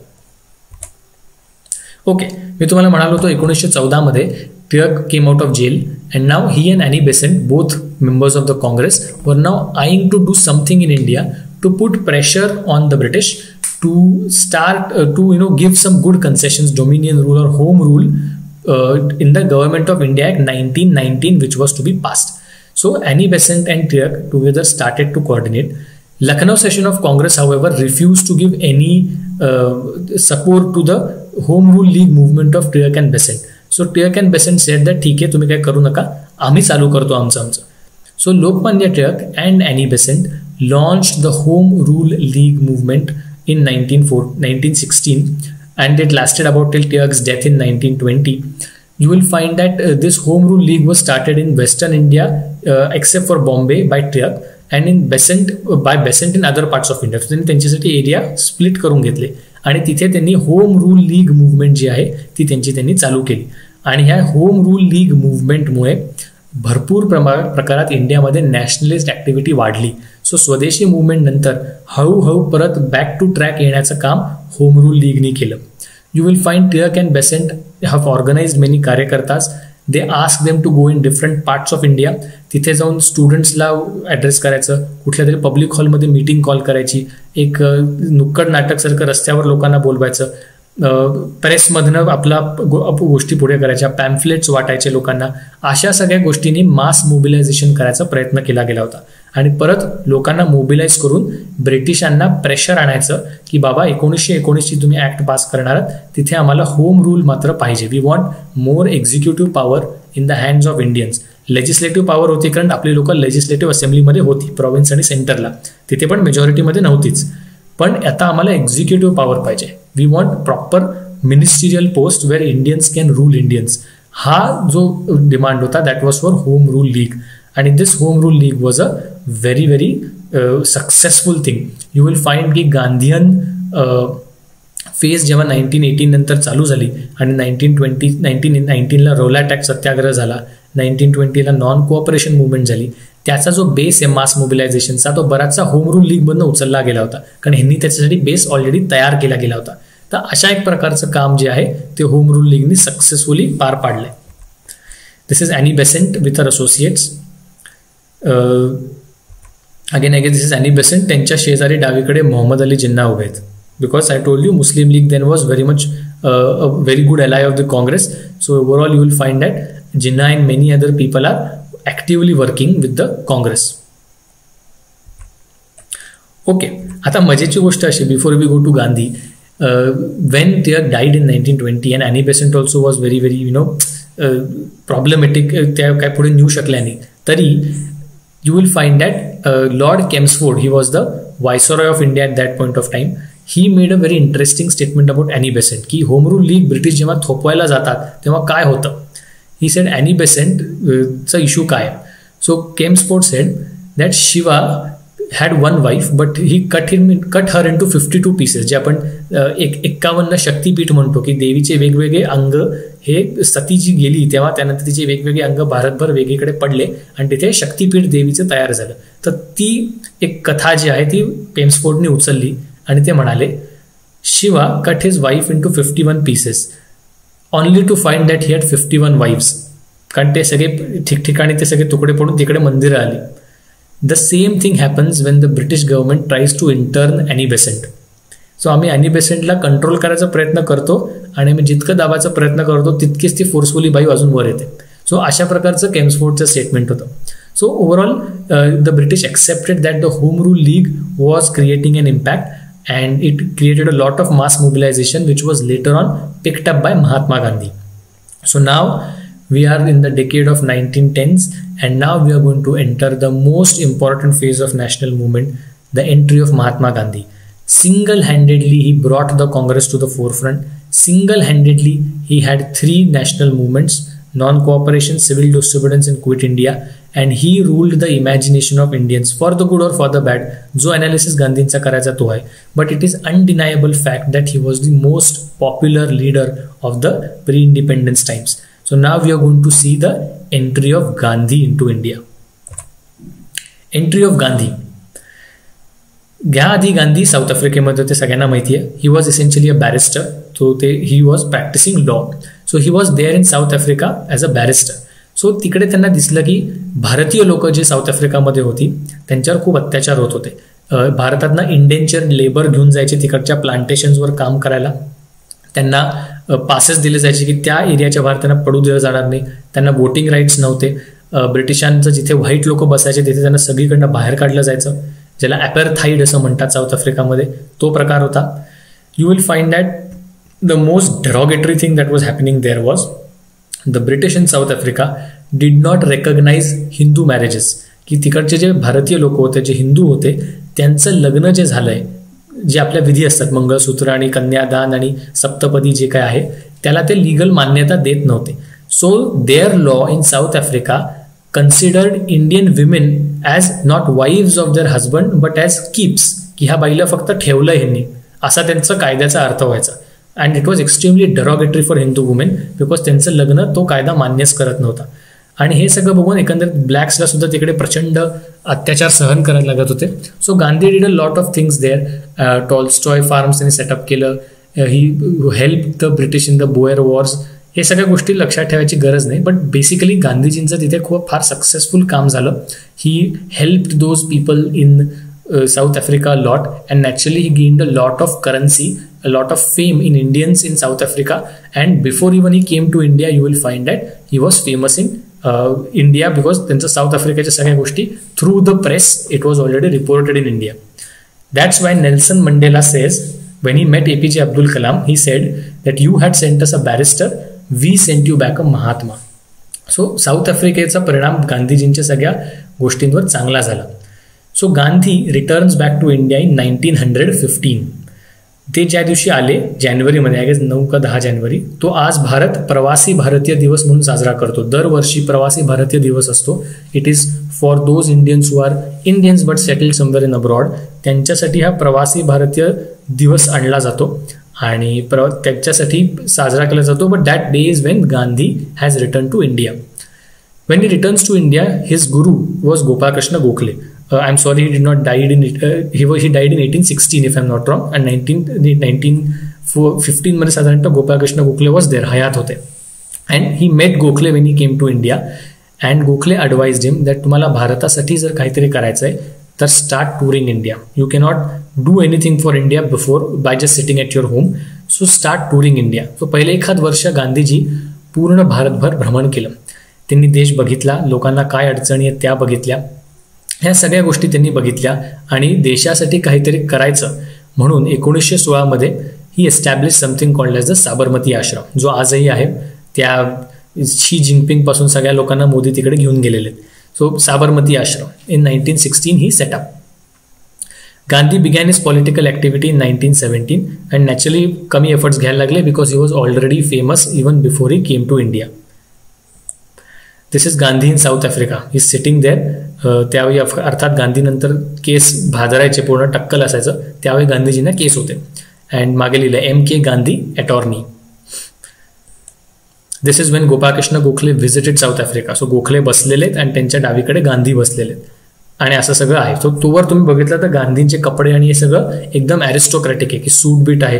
Gandhi himself held from a very rich businessman family. So ते काय उपेक्षित नव्हते कुठल्याही अँगलनी. बॅरिस्टरचे शिक्षण घ्यायला UKला गेले होते. सो नॅचरली खूप श्रीमंत होते, त्यावेळी हे शक्य नव्हतं सामान्य लोकांना. And only when he came to India then he realise that he should be living a more modest life. पण ते नंतर झालं, त्याच्या तोपर्यंत Gandhi was very elite. This is Gandhi's entry into India. So भरपूर लोकांनी स्वागत बिगत केलं होतं त्यांचं. सो गांधी ते घोडागाडीवर बसले आणि त्यांची एक प्रकारे मिरवणूक काढली गेली, लोक बघायला आले होते त्यांना. This is the Sabarmati Ashram of Gandhi. हा फोटो नंतर घेतलाय, नंतरच्या काही दिवसांमध्ये, but this is the Sabarmati Ashram. It was very very simple at that point of time. आज जरा गुजरात सरकारने फार छान बनवलंय त्याला, पण त्यावेळी अगदीच साधा होता Sabarmati Ashram. Okay, Gandhi and philosophy. Exactly गांधींनी नॅशनल मुवमेंट चालू केल्यावर काय फिलॉसॉफी होती. आता हे मी का कंपाईल केलेलं आहे, कारण UPSCमध्ये बऱ्याच वेळेला गांधींच्या फिलॉसॉफीवर प्रश्न पडलेत. तो गांधींची फिलॉसॉफी काय आहे हे एका क्रिस्प फॉर्मॅटमध्ये तुम्हाला एकदा सांगूया. What are the chief sources? His own autobiography, my experiment with life, his papers, Hind Swaraj, Young India and Indian Opinion, असे 3 न्यूजपेपर्स ते चालवायचे. त्याच्यातनं भरपूर गोष्टी तुम्हाला दिसतील. Gandhi's philosophy essentially was truth and non violence. Of course हे तर बेसिक सगळ्यांना माहिती आहे. सत्य हे फार इम्पॉर्टंट आहे, त्याच्यावरनं सत्याग्रह आहे, सत्याचा तुम्ही आग्रह धरताय. So truth is very important for him. He said a person who is true is always strong. आणि अशा माणसाला कधीच मरण नसतं, या माणसाला कोणीच मागे खेचू शकत नाही. Non violence he felt that is very very important. He said that non violence is the natural law for human बिंग्स. Violence is something unnatural. This is what at least he felt. So अहिंसा ही खूप गरजेची आहे. अहिंसा तुमच्यात असेल आणि तुम्ही सत्याचा आग्रह धरलात तर तुमच्यात there is no cowardice in you and there is no fear in you. You become extremely strong. आणि when you are doing satyagraha you are essentially asking the person in front of you to accept what you are saying is true. तो माणूस तुमच्यावर अत्याचार करेल, तो माणूस तुम्हाला मारेल, पण तुम्ही उलट त्यांच्यावर वार नाही करायचा, कारण तुम्ही अहिंसक आहात. पण हे कधीपर्यंत तुम्ही सहन करायचं? ह्या आशेने की तो माणूस जेव्हा तुम्हाला मारतोय आणि तुम्ही उलट पलटवार करत नाही आहात तर कधीतरी त्या माणसाचं हृदय म्हणेल की नाही बाबा एवढं मारलं नाही पाहिजे, हा जो म्हणतोय ते खरं असेल बाबा कदाचित. So you have to patiently wait for the change of heart. So they believed in not The Gandhian person who is a satyagrahi should not carry any ill will or hatred for the person he is acting against. He should patiently wait, endure all the pains and violence, and wait for that person's change of heart. That is Gandhian philosophy. But you have to ensure that you should not accept injustice at any cost. So British जर काही चुकीचा निर्णय घेत असतील तर आम्ही तो निर्णय मान्य करणार नाही, हे तुम्ही क्लिअर सांगा. म्हणून नॉन कोऑपरेशन आणि सिव्हिल डिसोबिडियन्स केला त्यांनी, की आम्ही तुमचं मान्य करणार नाही किंवा तुमच्या गोष्टी आम्ही बॉयकॉटच करू. तर you should not accept injustice. So Gandhi in is Young India in 1920 wrote, non-violence is the law of our species, while violence is the law of the brute. So Gandhi was trying to prove that human beings are naturally meant to be non-violent, and violence is the law of the brute and not of human beings. भरपूर वेळेला तुम्हाला सापडेल भगवद्गीता आणि इतर सगळ्या गोष्टीचे references गांधींनी दिलेले असतात. तर अशा प्रकारचे रेफरन्सेस आहेत ते त्यांनी दिलेले आहेत just to tell people that non violence is something very very important. The only virtue I claim is of non violence and truth. I lay no claim to any supernatural power. I want none. This is what Gandhi said. की मला फक्त तुम्ही non cooperation non violence आणि truth द्या. I don't claim any other supernatural power. फक्त हीच power आहे. So you can understand how much he was insistent on this entire theme of non-violence and truth. You will find that Gandhiji essentially carried on the legacy of the extremists. Mass mobilization is something that Gandhiji always preferred. So he felt that the people of this country have the power. He trusted the masses, and he felt that ultimately if you want to have any kind of important change in India, it is the masses of India who are going to bring that change. तर ती change आणायला तुम्हाला मास mobilisation करायला लागणार. That is also the reason why Gandhi toured the entire country. संघटन बांधणे, लोकांना जोडणे आणि त्यांना आपलं काम करायला लावणे, एकंदरीत ह्या प्रकारचं मास मोबिलायझेशन आहे. इसेन्शियली ते राजकारणीच होते. अजून काय प्रिसाइसली हे काम सगळे राजकारणी करतात, की तुम्ही फिरता, लोकांचे संबंध जोडता, त्यांची कामं करून देता आणि इसेन्शियली तुम्ही त्यांना मोबिलाइज करून तुम्ही नेता बनता. Essentially Gandhi was trying to become a neta. गांधीची strategy was struggle through struggle. म्हणजे काय, तुम्ही कंटिन्युअसली स्ट्रगल करून एक फायनल धक्का देऊन ब्रिटिशांना बाहेर नाही काढू शकत, कारण तेवढं इंडियामध्ये पेशन्स नाही आहे. So there has to be struggle, a brief period of pause, that is truce, and then struggle. So तुम्हाला सापडेल की गांधीयन मुवमेंट ज्या होत्या त्या नेहमी 10 वर्षाच्या डिफरन्सेसने आल्या. Non cooperation movement 1920, civil disobedience 1930, Quit India 1942. सो साधारणतः स्ट्रगल ट्रू स्ट्रगल, की हळूहळू ब्रिटिशांवर प्रेशर माउंट करत जायचं. एकदम अचानक धक्का मारणं शक्य नाही आहे, हे गांधींची स्ट्रॅटेजी होती. Now even if he was a political man, he was very much aware of the social realities. So he said, India's salvation lies only in the upliftment of the millions who aren't privileged like the rich people. So he was naturally more focused on social welfare. एक anecdote असा येतो की 1916 मध्ये जेव्हा any Besant आणि यांच्या प्रयत्नांनी बनारस हिंदू विश्वविद्यालय स्थापन झालं 1916 मध्ये, तर त्याच्या इनॉग्रेशन सेरेमनीला सुद्धा गांधींना बोलवलं गेलं होतं. तर तिथे त्यांनी ह्या सगळ्या गोष्टी बोलल्या की मान्य आहे की तुम्ही फार शिक्षणाच्या मध्ये तुम्ही फोकस करताय, पण जोवर ह्या देशात इतके लोक पॉवर्टीमध्ये आहेत तोवर ह्या सगळ्या शिक्षणाचा काही उपयोग. You should work for them is what Gandhi set to have told in that inaugural session. ह्या सोडता जेव्हा गांधी मुवमेंट करायचे नॉन कोऑपरेशन सिव्हिल डिसोबिडियन्स, तेव्हा तर अस्सल राजकारणी म्हणून बघायचे. पण मधला जो काळ होता पीस टाईम, त्यावेळी गांधीयन्सनी किंवा काँग्रेसी लोकांनी काय करायचं. So Gandhi came up with this idea की लोकांना संघटनेशी संबंधित ठेवायचं असेल तर त्याच संघटनेतर्फे कन्स्ट्रक्टिव्ह काम जर त्यांना करायला लावलं की तुम्ही समाजात जा आणि चांगले कामं त्यांच्याबरोबर करा आणि that will ensure that you get some better good hold over the people. So Gandhi always promoted constructive agenda. So ते म्हणाले खादीवर फोकस करा, कारण स्वदेशी पाहिजे तर खादी पाहिजे. खादीमुळे लोकल इंडस्ट्रीज डेव्हलप होतील, लोकांना रोजगार मिळेल, पैसे मिळतील, त्यामुळे खादीवर फोकस करा. He focused on Hindu Muslim unity. So Gandhians during the time of peace they always went to village to build consensus between Hindus and Muslims. That's a different story that this was just wishful thinking. असं कुठलाही consensus कधीच निर्माण झाला नाही. पूर्ण 1920चा decade जबरदस्त communal व्हायलन्समध्ये गेला. Gandhiji was focused on alcohol prohibition. So he wanted alcohol to be prohibited because त्याच्याने लोकांची बुद्धी भ्रष्ट होते. He worked for Harijan welfare. So दलितांसाठी काम करायचं. ते आपण 90s 30sच्या डेकेडच्या लेक्चरमध्ये आपण बघू. How he sign the Poona pact and started the Harijan Sevak Sangh. So Dalit welfare हा त्यांचा एक मोठा हे होता. सो एकंदरीत कन्स्ट्रक्टिव्ह वर्क ही सुद्धा गांधीयन आयडियोलॉजीचा एक फार मोठा भाग होता. गांधीजींचे इकॉनॉमिक व्ह्यूज काय होते? ट्रस्टीशिप थिअरी म्हणजे काय की yes there are going to be capitalist, they are going to be industrialist because they are going to run industries, they are indispensable, त्यांना तुम्ही हाकलून नाही लावू शकत. So what he brought was a trusteeship theory. He said that the owner of the industry or that capitalist is a trustee of the funds that he has gathered. So लोकांचे जे funds आहेत तो त्याचा फक्त trustee आहे. So he should carefully use the profits that are generated and use those profits for the welfare of his employees. That is the trusteeship theory. गांधीजींचा economic approach जास्त socialistic होता. He felt that villages is where India lives. स्वाभाविक होतं कारण त्यावेळी 90% भारत गावांमध्ये राहायचा. So Gandhi felt that India lives in its villages. So villages should be self sufficient आणि विलेजमधनं डेमोक्रेसी आली पाहिजे हा त्यांचा एक हेतू होता. आणि बॉटम्स अप अप्रोच होता की ज्या पॉवर्स विलेजमध्ये स्वतः, ज्या गोष्टी विलेज स्वतः करू शकतं त्या विलेज करणार, ज्या होऊ शकत नाही त्या स्टेट गव्हर्नमेंट करणार आणि स्टेटही ज्या गोष्टी करू शकत नाही त्या सेंट्रल गव्हर्नमेंट करणार. So rather than a top to bottom unitary approach, Gandhiji believe in a bottom up approach, विलेजपासून सगळं चालू करायचं. सो आजचे पंचायती राज सिस्टम जी इंडियामध्ये आहे that is essentially inspired from Gandhiji's bottoms up approach. In Hind Swaraj you will find he rights Indian civilization is sound at its foundation and has nothing to learn from the godless modern civilization. So traditional Hindu thought जो आहे तो गांधींनी पण पुढे ढकलला की खूप त्यांनी सांगितलं की India spiritually is very much progressive and we don't need anything from the British, the godless modern civilization. He said that the English have not taken anything from India.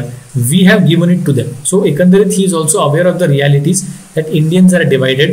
We fought amongst each other. We were not aware of what the British have wanted. आणि याचं कारण आहे त्या की आपण colonise झालो. So एकंदरीत गांधीजींचा ब्रॉड थॉट प्रोसेस मी ह्या स्लाइड्समधनं समजवायचा प्रयत्न केला. So if in the exam again Gandhiji's ideology का question comes up, write these points and this will substantially cover up all the ideological features of Mahatma Gandhi. Why Gandhi became a leader? Now this is also very important. Gandhi ji नेता बनले का? His experience for anti-apartheid struggle in South Africa, it helped him become famous in India. He toured the entire country. लोक बघितली त्यांनी. Gandhiji could harness the existing political situation of India for the benefit of people.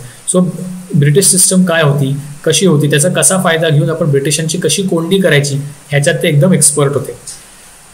His belief in non violence, truth, ह्याच्याने सामान्य लोक एकदम impress झाली. Problem काय होत होता ना, काँग्रेसमध्ये आधी सगळे इलीट लोक होते और रेव्होल्युशनरीजमध्ये एकदम तुम्ही गोळ्या घालायलाच म्हणत होता.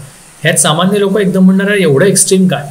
सो नॉन व्हायलन्स, तुम्ही या, तुम्ही पार्टिसिपेट करा, तुम्ही सत्याग्रही बना, हे सगळ्या सोप्या गोष्टी होत्या ज्याच्यामुळे लोक एकदम अपील झाली. वर्नॅक्युलर लँग्वेज, गांधीजींचा हिंदीवर फार फोकस होता. Rejecting the janeu or the sacred thread, wearing only a lower garment आणि वरती बंब असायचे, काही घालायचं नाही ते. And you will find that ह्या सगळ्या कपडे आणि सगळ्या सिम्पल लाईफस्टाईलमुळे he could make common ground with the Indians. सामान्य लोकांना वाटायचा हा आपला माणूस आहे. कोणी सूट बूट घालून आल्यावर लोकांना एकदम एक रेझिस्टन्स जाणवतो. सो ते सूट बूट न घालता सामान्य कपड्यात होते, त्यामुळे लोकांना ते आपलेसे वाटले. Gandhiji's ideal spread widely because he asked people to contribute in their same way. So direct जाऊन गोळी घाल असं म्हणण्यापेक्षा तुझ्याकडे 10 रुपये आहेत का, तुझं म्हणणं नाही की तुझ्याकडे 10 रुपये काँग्रेसला देऊ इच्छितो कारण काँग्रेसचा फायदा होईल त्याच्यानी, तू ते 10 रुपये दे. काँग्रेसच्या ज्या स्ट्रगलमध्ये 10 रुपये आम्ही वापरतो, हे तुझं नॅशनलिझम आहे. This is your contribution to national struggle. So छोट्या छोट्या गोष्टी तुम्ही करा, पण त्या तुम्ही जर देशहिताच्या केल्या तर ते पण तुमचं कॉन्ट्रीब्युशन आहे असं गांधीजी म्हणत होते. त्यामुळे सामान्य लोकांना लक्षात आलं की त्यांच्या छोट्या कपॅसिटीमध्ये ते पार्टिसिपेट करू शकत होते. That is why the entire social base and political base of Congress was extremely strong before 1947 because of Gandhi. And that essentially is the reason why the Congress could rule the country right up till 1980s. ते strong base जो काँग्रेसचा आहे तो गांधीजींनी गावोगावी बसवला. You will find that constructive time जो होता त्यामुळे मधला जो पीस पिरियड होता 2 मुवमेंट्सच्या मधला, तिथे संघटनात ताटातूट झाली नाही, लोक जोडली राहिली. कारण जरी नॅशनल मुवमेंट चालू नसली तरी कन्स्ट्रक्टिव्ह वर्क चालू आहे. सो काहीतरी कंटिन्युअस अजेंडा जो आहे तो लोकांना देत होते. And then he had a brilliant use of Congress organization. Gandhiji कधीही काँग्रेसचे मेंबर नव्हते. कधी एक 1924चं बेळगाव सेशन सोडता कुठल्याही काँग्रेस सेशनची ते प्रेसिडेन्सी केली नाही. गांधीजी एकही इलेक्शन लढले नाही. जेव्हा केव्हा लेजिस्लेटिव्ह असेंब्लीज आणि नंतर सेंट्रल असेंब्लीमध्ये लोक जात होते, गांधीजी इलेक्शन लढले नाही. यू विल फाइंड 1946च्या इलेक्शन नंतर जेव्हा कॉन्स्टिट्युएंट असेंब्ली बसली आणि जे आपलं कॉन्स्टिट्यूशन ड्राफ्ट करायला लागली, जी 1949मध्ये संपलं ते ड्राफ्टिंग, त्या अख्ख्यामध्ये नेहरू सापडतील, पटेल सापडतील, आंबेडकर सापडतील, बट गांधी सापडणार नाही. Gandhi did not fight a single election in his life. So एक म्हणजे म्हाताऱ्याची फार वेगळी स्टाईल होती की मी तुमच्या पार्टीचा काही संबंध नाही, पण you I am invincible for you. तो माझ्याशिवाय तुमचं एक पाऊल पुढे सरकणार नाही. सो इतकी त्यांची ती पॉवर होती की काँग्रेसचे कुठलेही ऑफिशियल इलेक्शन फाईट न करता, कुठले काही न करता, the moral ground or the capturing of people's imagination was so huge in by Gandhi that he was simply he could not be avoided by the Congress. So you can love me, you can hate me, but you cannot avoid me. That was the condition in which Gandhi brought the Congress to. So naturally he did a very brilliant use of the organization of Congress. Okay, now we will see the three main activities that the Congress did under Gandhi. तर सत्याग्रह, वेगवेगळे सत्याग्रह जे आहेत ते mainly गांधीजींनी स्वतः केले, ह्यावेळी एकदम काँग्रेसचा संबंध आला नाही. The first one was Champaran satyagraha. सगळ्यांनी नाव ऐकलंय भरपूर, तरी एकदा परत छान रिपीट करू. Indigo was grown in Bihar. तो आधी बंगालमध्ये ग्रो केला जायचा. जेव्हा आपण पेझंट अँड ट्रायबल रिव्होल्ट्स बघू तेव्हा लक्षात येईल की बंगालमधल्या इंडिगो रिबेलियनमुळे 1860 साली झालं होतं. त्यामुळे इंडिगो कल्टिवेशन, नील जे आहे, नीलचं कल्टिवेशन बिहारला हलवलं होतं. आता इंडिगो प्लांटर्सवर फोर्स्ड, आता इंडिगो प्लांटर्स जे होते ते युरोपियन होते, सगळे ब्रिटिश कॅपिटलिस्ट होते, आणि सगळे जे सामान्य शेतकरी होते त्यांच्यावर प्रेशर आणलं जायचं चंपारण भागामध्ये खास करून की 3/20 म्हणजे त्यांच्या जमिनीचे 3/20 जमिनीवर मात्र कंपल्सरीली इंडिगो कल्टिवेट करायचाच. ते सोडता कंपल्सरी इंडिगो कल्टिवेट करून त्यांच्याकडनं स्वस्तात विकत घेणार, वरचे काही ब्राईब्स आणि सगळे करप्शनमध्ये पैसे काढून घेणार, अशा प्रकारचा अत्याचार त्यांच्यावर चालला होता. खुरकी सिस्टम त्यांनी आणली तिकडे. सिस्टम काय की बाबा तुम्हाला आम्ही पैसे देऊ इंडिगो प्लांट करायला, पण त्याच्या बदल्यात मॉर्टगेज म्हणून, गहाण म्हणून तुमची जमीनच ठेवा आमच्याकडे. त्यामुळे तुमचं इंडिगो क्रॉप फेल गेलं तर तुमची जमीनच गेली तुमच्या हातून. अशा प्रकारचे आगाऊपणा ब्रिटिशांनी तिकडे चालू केला होता. त्यात प्रॉब्लेम असा झाला की इंडिगोचा उपयोग काय होता, it was for dye, right. इंडिगोमुळे कपड्यांना निळा कलर द्यायचा प्लॅन होता. ब्रिटनमध्ये इंडस्ट्रियल रेव्होल्युशन होतं, कॉटन टेक्स्टाईल्स चालू होत्या, त्याचा निळा कलर त्यांना द्यायसाठी इंडिगोचा वापर केला जायचा. प्रॉब्लेम असा झाला की 1898मध्ये chemical dye was invented, artificial dye was invented. त्यामुळे इंडिगोची गरजच संपली. त्यामुळे इंडिगो जरी मार्केटमधून बाहेर गेला तरी planters were forcing the labourers to plant indigo, and if they did not they were extracting huge amounts of money. त्यामुळे त्यांच्यावर अत्याचार चालू होते इंडिगो ग्रो करायचा. आणि अजून एक महत्त्वाची गोष्ट अशी की Indigo is extremely bad for the soil. जमिनीचं जे म्हणजे जमीन जी प्रोडक्टिव्ह किंवा फर्टाईल असते ती फर्टिलिटी सगळी घालवून टाकतं नील. त्यामुळे it is not really a good crop. So एका काँग्रेसच्या सेशनमध्ये गांधीजी गेले होते. तिथे चंपारणचा एक शेतकरी होता Rajkumar Shukla. He went to Gandhi and told him की असा एक प्रॉब्लेम होतोय आम्हाला, इंडिगो आम्हाला फोर्स केलं जाते कल्टिवेट करायला, तर प्लीज तुम्ही इथे या आणि let's do something to stop this indigo cultivation. So when Gandhi reached Champaran, Babu Jagjivan Ram, JB Kripalani असे सगळे लोक त्यांच्याबरोबर आले. सो हे जे सगळे नंतरचे काँग्रेसचे नेते, JB Kripalani was a head of the Congress president in 1940s. Babu Jagjivan Ram was a very big Dalit leader and he was the minister in Indira Gandhi government. इमर्जन्सीच्या वेळी सुद्धा ते मिनिस्टर होते. He was a very big leader. ज्या लोकसभा स्पीकर होत्या मीरा कुमार काँग्रेसच्या काळात, त्या यांच्या मुलगी आहेत. Babu Jagjivan Ram's daughter is Meira Kumar. So you can see Congress लिडर्सचा बेस सुद्धा हळूहळू इथे तुम्हाला दिसायला लागेल. सो ही सगळी लोक गांधीजींबरोबर चंपारण टूर करायला गेली आणि तिकडच्या लोकांचे स्टेटमेंट्स इश्यू करायला गेले की बघू तरी काय आहे. District officials had warned Gandhi, तुम्ही येऊ नका, तुम्हाला आम्ही अरेस्ट करू, असं तसं. गांधीजी म्हणले मला काही फरक नाही पडत, मी येणार. He defied the orders, threatened an agitation, and he went there, and people suddenly started to support Gandhi. They came there and they told Gandhi about their issues. आता एवढी लोक जमा झाल्यावर ब्रिटिशांवर मात्र प्रेशर निर्माण झालं. सो त्यांनी काय केलं, त्यांनी कमिशन ऑफ एन्क्वायरी स्थापन केली आणि गांधीजींना त्याचा मेंबर केलं. So British try to calm down the tensions. त्या कमिशन ऑफ एन्क्वायरीनुसार इंडिगो कल्टिवेशन वॉज स्टॉप्ड आणि लोकांकडनं जे 25% जे एक्स्ट्रा ब्राइब्स किंवा एक्स्ट्राचा खर्च घेतला त्याचं 25% परत त्यांना लोकांना दिलं गेलं. आणि हे सगळं Champaran agrarian act of 1918 pass करून त्याला लिगल बेस दिला गेला. So it was a large victory for the first major victory of Gandhi in India, की त्यांनी तिथे जाऊन लोकांची भेटून लोकांच्या भेटीगाठी करून ब्रिटिश गव्हर्नमेंटवर प्रेशर आणलं आणि Champaran satyagraha was extremely successful. So त्याच्यामुळे गांधीजींचं जे फेम आहे ते इंडियात खूप वाढलं. This is Gandhi. Just see the change. मगाशी आपण गांधी असे सूट बूट की सरकारमध्ये बघितले, आता गांधींनी फुल केस भाजरलेत आणि सगळ्या असे फुल खाली फक्त एक लुंगी धोतर आहे, वरती काही नाहीये, एक सिंपल ह्याच्यात. He is now visiting Champaran. So he is arrested in Champaran. That is the photo. Okay, the second important event, Ahmedabad mill strike 1918. तर आता त्यांनी काय केलं गांधीजींनी, जेव्हा त्यांची लिडरशिप अर्थात वर आली तेव्हा सगळीकडनं त्यांना डिमांड यायला लागली की तुम्ही या आणि आमच्या कुठल्या तरी स्ट्राईकचं किंवा कुठल्या तरी मुवमेंटचं नेतृत्व करा. आता झालं असं की वर्ल्ड वॉर 1 नंतर कॉस्ट ऑफ लिव्हिंग वाढलं होतं, कारण भरपूर पैसे खर्च झाले, इन्फ्लेशन वाढलं होतं, त्यामुळे कॉस्ट ऑफ लिव्हिंग वाढलं होतं.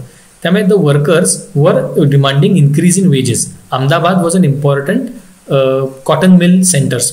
सो गुजरात रिजनमध्ये आधीच कॉटन फार चांगला ग्रो केला जातो, त्यामुळे अहमदाबाद बडोदा हा भाग सगळा कॉटन मिलसाठी फेमस होता. तर तिकडचे सगळे जे इंडस्ट्रियलिस्ट होते, इंडियन ॲज वेल एज ब्रिटिश, त्यांना हे मिल वर्कर्स मागत होते पगार वाढवून द्या, 35% पगार वाढवून द्या, कारण इन्फ्लेशनच वाढले त्यामुळे आमचा पगार वाढवून द्या. प्लेग त्यावेळी चढला होता, त्यामुळे प्लेग बोनस देत होते हे सगळे. तो प्लेग बोनस मात्र मिल्सनी काढून घेतला होता. तर ह्या दोन गोष्टी की प्लेग बोनस कंटिन्यू ठेवावा आणि 35% इन्क्रीज द्यावी वेजेसमध्ये, ह्या हेतूने सगळं तिकडे स्ट्राईक करायचा प्रयत्न केला. त्यामुळे गांधीजी तिकडे गेले आणि त्यांनी तिथे त्यांचा स्ट्राईकला लीड करायचा प्रयत्न केला. पण जे मेन मिल ओनर्स होते ज्यांच्या विरोधात स्ट्राईक चाललाय, साराभाई म्हणतात त्यांचं आडनाव, they were good friends of Gandhi. So Gandhi tried to use his contact to get the issue resolved. But then ह्याचा उलटा परिणाम झाला. वर्कर्सला वाटलं गांधी स्वतःचा फायदा करून घेत आहे, आमच्याही बाजूने बोलणार आणि साराभाई त्यांचा चांगला मित्र आहे त्यांच्याशी पण बोलणार. So Gandhi said that okay, I am not on Sarabhai side, I am solely on the workers side. So Gandhi himself joined the people and he said that now he will fast on to death. For the first time now Gandhi is utilizing this option that I will fast on to death, की मी आमरण उपोषण करणार आहे. आणि त्याच्यामुळे लोक पण त्यांच्या बाजूने आली आणि त्यांच्या बाजूने लोक आल्याने त्या मिल ओनर्सना मात्र प्रेशर आलं आणि त्यांनी प्लेग बोनस विड्रॉ नाही केला आणि पगारवाढ करून द्यायचं त्यांनी मान्य केलं. So this was the first hunger strike of Gandhi, the Ahmedabad mill strike of 1918. Kheda satyagraha, the third main event that Gandhi did. So ह्या 3 इव्हेंट्स 1917-18 मध्ये झाल्या. Kheda satyagraha, Kheda is a place in Gujarat. आता this is the first non cooperation that Gandhi tried to do, की आम्ही सरकारी कोणत्याही गोष्टींना मान्य करणार नाही. प्रॉब्लेम असा झाला होता की खेडा हे सगळं बॉम्बे प्रोव्हिन्समध्ये यायचं. पाऊस त्याच वर्षी फार वाईट झाला होता, त्याच्यामुळे क्रॉप्स हॅड फेल्ड. तरी the British government was keen on collecting revenue. This part came under, if I am not wrong, it came under the Rayatwari settlement. So Rayatwari settlement मध्ये these people are now, British government is still saying crop fail झाला तरी होऊ द्या, we want our revenue. People were extremely angry आणि लोक देऊ शकत नव्हते म्हणून प्रॉपर्टीज त्यांच्या घेऊन टाकल्या, फोर्सिबली रेव्हेन्यूज कलेक्ट करायचे होते. So now Gandhi with his followers Sardar Vallabhbhai Patel, Indulal Yagnik आणि अशी सगळी लोक, ही सगळी लोक खेडाला गेली to protest for stopping to collect the revenue. Naturally त्यांना प्रोटेस्टला खूप सपोर्ट मिळाला, लोक आली, लोकांनी सपोर्ट दिला गांधींना अँड द गव्हर्नमेंट बॅकट्रॅक्ट की ठीक आहे आपण बघूयात काय करायचं. फायनली द गव्हर्नमेंट डिसाइडेड की त्या वर्षी आणि पुढच्या वर्षी, त्या वर्षीसाठी रेव्हेन्यू कलेक्ट करणार नाही आणि पुढच्या वर्षी आम्ही रेव्हेन्यू रेट कमी करू आणि कॉन्फिस्केटेड प्रॉपर्टी सुद्धा लोकांना परत देऊन टाकल्या त्यांनी. सो ह्या गांधीजींच्या सगळ्या गोष्टींचा खूप फायदा झाला आणि लोकांनी गांधीजींची लिडरशिप मान्य केली. सो ह्या 3 घटना ज्या झाल्या, चंपारण, अहमदाबाद आणि खेडा, ह्यामुळे लोकांना लक्षात आलं की ह्या माणसामध्ये काहीतरी जादू आहे, हा जिथे जातो तिथे गोष्टी सॉर्ट आउट होतात. So now Gandhi's leadership is established. People are now seeing Gandhi as a legitimate leader. Gandhi is now trying to lead the Congress also. So you will find that now Gandhi thinks that it is his time to launch himself in the national movement. So आता खऱ्या अर्थाने national movement चालू करायचा time चालू झालेला आहे. So आता ह्या पुढच्या ज्या महत्त्वाच्या घटना होतात तिथे भरपूर प्रमाणावर देशभरातनं गांधीजींना सपोर्ट मिळणार, प्रेसमध्ये रिपोर्टिंग होणार आणि गांधीजींची लिडरशिप आणि काँग्रेसचं ऑर्गनायझेशन स्ट्रॉंग होणं आता ह्यापुढे चालू झालेलं आहे. रॉलॅट ॲक्ट. सो वी आर आता ह्या लेक्चरच्या शेवटच्या भागात आपण आलेलो आहे. रॉलॅट ॲक्ट ऑफ 1919. आता झालं असं होतं की फर्स्ट वर्ल्ड वॉर संपली होती आणि त्या फर्स्ट वर्ल्ड वॉरमध्ये इंडियात फार काही प्रॉब्लेम येऊ नये म्हणून एक कायदा पास केला गेला होता. दॅट वॉज नोन ॲज, आणि तो कायदा त्यांनी ब्रिटिशांनी ट्रेचरसली वर्ल्ड वॉर 1 नंतरही कंटिन्यू ठेवला. What was that act called? It was called as the anarchical and revolutionary crimes act of 1990. की कुठल्याही प्रकारची रेव्होल्युशनरी ॲक्टिव्हिटी मुवमेंट्स क्रश कराव्या इंडियामध्ये त्याच्यासाठी ही ॲक्ट पास केली होती. That's why it was called as the anarchical and revolutionary crimes act. What did it mean? आता Indians were expecting की फर्स्ट वर्ल्ड वॉरमध्ये ब्रिटिशांना आम्ही सपोर्ट केला, आमचे सोल्जर्स त्यांच्यासाठी जाऊन लढले, तर at least the British will give some concessions and they will act properly. पण असलं कोणताही प्रकार त्यांनी केला नाही. The Rowlatt act actually it made even more stringent provisions. Preventive indefinite detention, की तुम्हाला काही क्राईम करायच्या आधीच तुम्हाला डिटेन करणार, तुम्हाला कुठल्याही विदाऊट ट्रायल किंवा कुठल्याही ज्युडिशियल रिव्ह्यूशिवाय तुम्हाला अरेस्ट करणार. हाबियस कॉर्पस, जे तुम्ही आता पॉलिटीमध्ये शिकणार आहात किंवा शिकायलाही असाल, की habeas corpus is bring us the body, की कोणाला इलिगली डिटेन केलं तर कोर्ट ही रिट पिटिशन टाकू शकतात की एक्झॅक्टली तुम्ही त्या माणसाला इलिगली डिटेन केलं हे कोर्ट विचारू शकतं. That right of yours, fundamental right जे आज आहे आपल्याकडे, that was suspended. Press restrictions issue केलं होतं की प्रेसला पण दाबून टाकायचा प्रयत्न होता आणि हे वर्ल्ड वॉर 1 नंतरही चालू ठेवलं होतं. त्यामुळे रॉलॅट ॲक्ट ही पास केली होती जी 1922 मध्ये रिपील करण्यात आली, पण रॉलॅट ॲक्टच्या विरोधात सत्याग्रह मात्र गांधींनी लॉन्च केला. So this is a news of Rowlatt act. Imperial legislative council, black bill number 1 passed. Black bill, see what they are calling. The honourable mister Sharma resigns, solemn mockery of the debate. So एकंदरीत तुम्हाला दिसेल की अशा प्रकारच्या news publish होत होत्या. People were extremely angry, कारण ह्यापुढे मग तुम्ही कोणताही प्रोटेस्ट कराल तर ही लोक म्हणेल की रेव्होल्युशनरी ॲक्टिव्हिटी आहे, काही प्रोसिक्युशन शिवाय टाकून द्या जेलमध्ये. So it was of course a big violation of fundamental rights of people. Response, Jinnah, that is Mohammad Ali Jinnah, Madan Mohan Malaviya, they were part of the central legislative council, कारण त्यावेळी काउन्सिलमध्ये इंडियन मेंबर्स होतेच. त्याच्यातनं त्यांनी रिझाईन केलं. You will find that Gandhi declared, he formed the Satyagraha Sabha and he launched the Rowlatt Act Satyagraha, की लोकांनी सत्याग्रह करावा आणि रौलॅट ॲक्ट रिपील करण्यासाठी त्यांनी काम करावं. तर 1919 साली 6 एप्रिल रोजी हा रौलॅट ॲक्ट सत्याग्रह त्यांनी डिक्लेअर केला. 13 एप्रिलला म्हणजे 1 आठवड्यानंतर पंजाबमध्ये ब्रिटिश गव्हर्नमेंटने भरपूर त्यांचे काँग्रेसचे लीडर्स अरेस्ट केले होते. सो सत्यपाल आणि सैफुद्दीन किचलू हे 2 लीडर्स अरेस्ट केले होते.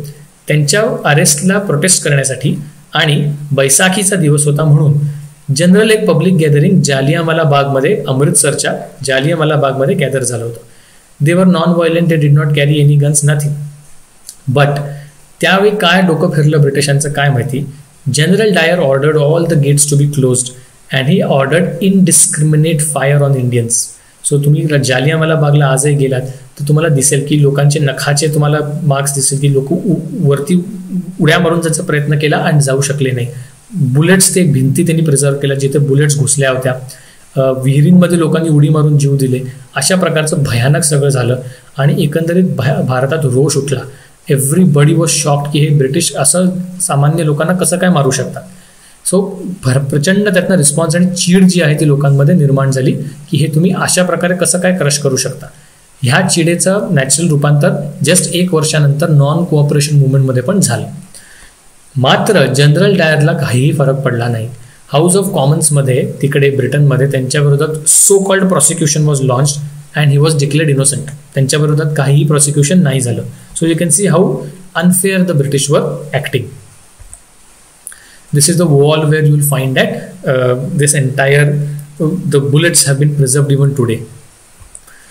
This is General Dyer. चेहऱ्यावरनच खाष्ट आणि नालायक दिसतो. Okay, the last part of today's lecture. I told you ह्या सगळ्या गोष्टी ज्या घडत होत्या ह्याच्या बॅकग्राऊंडमध्ये कॉन्स्टिट्युशनल रिफॉर्म इंडियामध्ये चालू व्हायचं प्रोसेस चालू झाली होती. 1909 मध्ये ऍक्ट पास झाली होती. 1919 मध्ये आता ती रिव्ह्यू करायचा प्रयत्न झाला होता. त्यामुळे ह्या सगळ्या गोष्टींमुळे प्रेशर ब्रिटिशांवर तयार झालं होतं.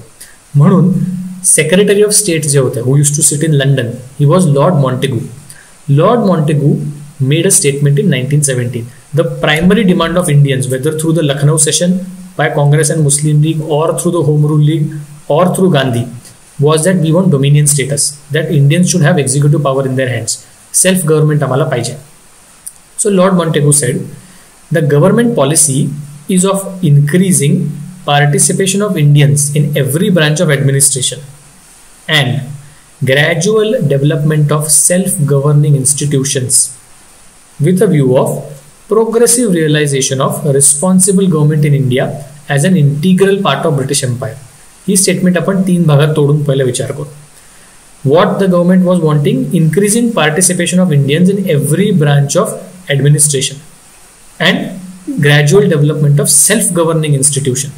सो भारतामध्ये भारतीयांना जास्त एक्झिक्युटिव्ह पॉवर देणं हा आमचा एम आहे असं ब्रिटिश आता म्हणतायत. Gradual development of self governing institutions, की कसे इन्स्टिट्यूशन्स तयार करू ज्याच्यात भारतीयांना जास्त पॉवर मिळेल. Second, progressive realization of responsible government in India. What do mean by responsible government? जसं आज भारतात आहे, लोकसभेमध्ये जर नो कॉन्फिडन्स मोशन आला तर ती सरकार पडणार.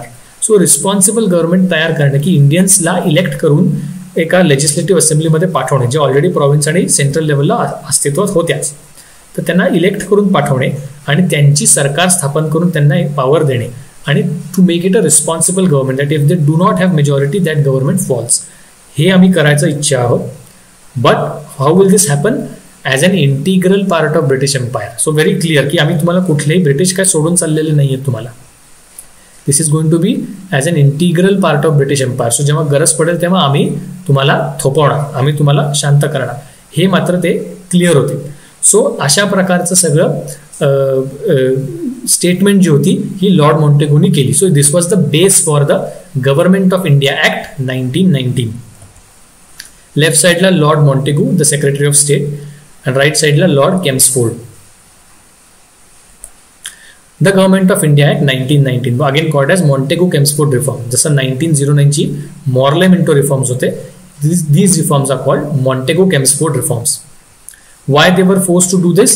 Rise in nationalist activity, Home Rule League and Gandhian Acts हे आपण बघितलं.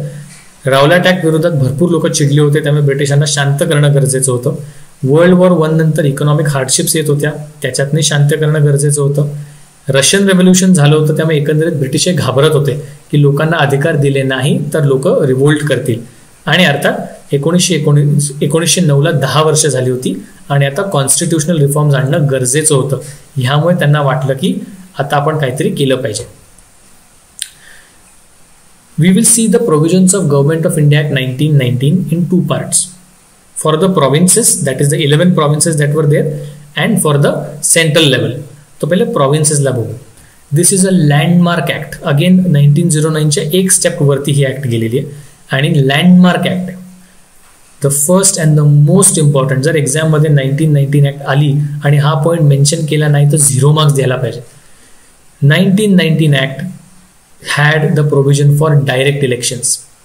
बघा 1892च्या काउन्सिल ऍक्टमध्ये पहिल्यांदा त्यांनी इनडायरेक्ट इलेक्शन्स इंट्रोड्यूस केले, की municipal boards, district boards, municipal bodies, chamber of commerce हे सगळे इनडायरेक्टली इलेक्ट करून प्रोव्हिन्शियल लेजिस्लेटिव्ह असेंब्लीमध्ये लोक पाठवतील आणि तिकडनं इनडायरेक्टली इलेक्ट होऊन सेंट्रल लेजिस्लेटिव्ह असेंब्लीमध्ये लोक जातील. प्रोव्हिन्शियल लेवलला दे इंट्रोड्यूस डायरेक्ट इलेक्शन्स. म्हणजे काय, सामान्य लोक कॉन्स्टिट्युएन्सीजमध्ये वाटले जातील आणि ती लोक मतदान करून डायरेक्टली त्या प्रॉव्हिन्सच्या लेजिस्लेटिव्ह असेंब्लीमध्ये लोक पाठवतील. जसे आज आपण आमदार पाठवतो तसेच ते लोक त्यावेळी आता direct elections. For the first time in the history of British India we have direct elections. People can vote for the representatives आणि ते लेजिस्लेचरमध्ये जातील. लेजिस्लेचर कसं असेल तर ते खालचा पार्ट आहे स्लाइडचा. There will be separate electorates, जे 1909 ते आम्ही कंटिन्यू करणार. Women are now given the right to vote. But लेजिस्लेचरमध्ये जरी सत्ता तुम्ही स्थापन करू शकलात तरी governor could veto the bills. So British governor होता, he could veto bills and issue ordinances. म्हणजे इसेन्शियली तुम्हाला इंडियन्सला पॉवर दिले तर तुमच्यावर आमचा पकड आहे. And the council cannot reject the budget. So legislative काउन्सिलमध्ये बजेट डिफीट नाही होऊ शकत, बजेट पासच व्हायला पाहिजे. एक्झिक्युटिव्ह, आता लेजिस्लेचरचं फॉर्म झालं, इंडियन्स त्याच्यात निवडून आले. For the first time yet again, the British are now saying that responsible government has to be formed in India. So Indians are going to be in majority in provincial levels.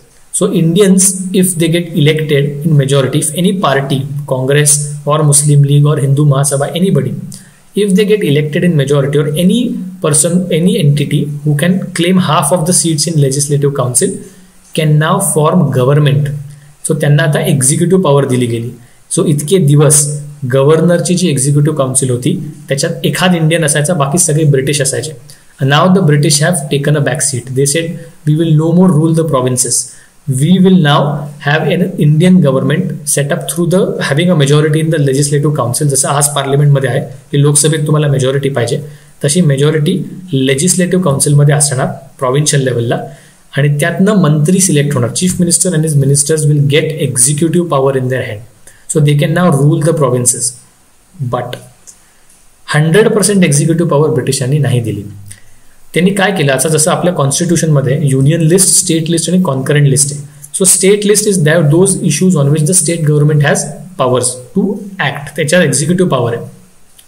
ह्यांनी काय केलं, ती जी state list आहे की काय गोष्टी provincial गोष्टी handle करणार, त्याला त्यांनी स्प्लिट केलं. म्हणून त्याला ते डायआरकी म्हणतात. डायआरकी इज 2 गोष्टींमध्ये केलेलं रुलिंग. त्यांनी 2 गोष्टी केल्या, जे अशा गोष्टी आहेत ज्याच्यावर फालतू गोष्टी आहेत की बाबा irrigation, maintenance of roads, health, education, असे जे 5 टॉपिक्स आहेत त्या गोष्टींवर एक्झिक्युटिव्ह पॉवर त्यांनी त्या चीफ मिनिस्टर भारतीय माणसांना देऊन टाकली. पण जे मोठ्या मिनिस्ट्रीज आहेत, होम मिनिस्ट्री, फायनान्स मिनिस्ट्री, हा जो कंट्रोल आहे राज्य सरकारचा, तो प्रोव्हिन्स सरकारचा तो कंट्रोल गव्हर्नरच्या हातात राहिला. सो आता त्यांनी एक ड्युअल सिस्टम आणली. हे तुम्ही पॉलिटीमध्ये पण शिकला असाल. So executive are 2 now. One is the chief minister and his council of ministers who will have all the फालतू subjects to for execute, त्यांच्यावर executive power आहे. And all the important topics, important subjects are with the governor of that province and his ministers. So ते जे British लोक होते त्यांचा अजूनही सगळ्या महत्त्वाच्या इश्यूजवर कंट्रोल होता, आणि थोडा त्यांनी कंट्रोल इंडियन्सला सीड केला. But they are responsible to the legislature. तिथे त्यांनी मेजॉरिटी लूज केली तर त्यांना रिझाईन करावं लागणार. This is government of India act 1919. Federal government, central लेवलला काय प्रोव्हिजन्स होते, that is still in the hands of viceroy. तिथे काही इलेक्शन्स नाही. सो प्रोव्हिन्शियल लेवलला जे MLAs इलेक्ट होऊन जातील ते त्यांच्यात इनडायरेक्ट इलेक्ट करून अजूनही सेंट्रल लेजिस्लेटिव्ह काउन्सिलला इनडायरेक्टच लोक पाठवतील. एक्झिक्युटिव्ह जो आहे सेंट्रल लेवलचा तो अजूनही व्हायसरॉयच्या हातात आहे. सो viceroy is still the ruler of India. त्याच्या एक्झिक्युटिव्ह काउन्सिलमध्ये only 3 out of the 8 are Indians.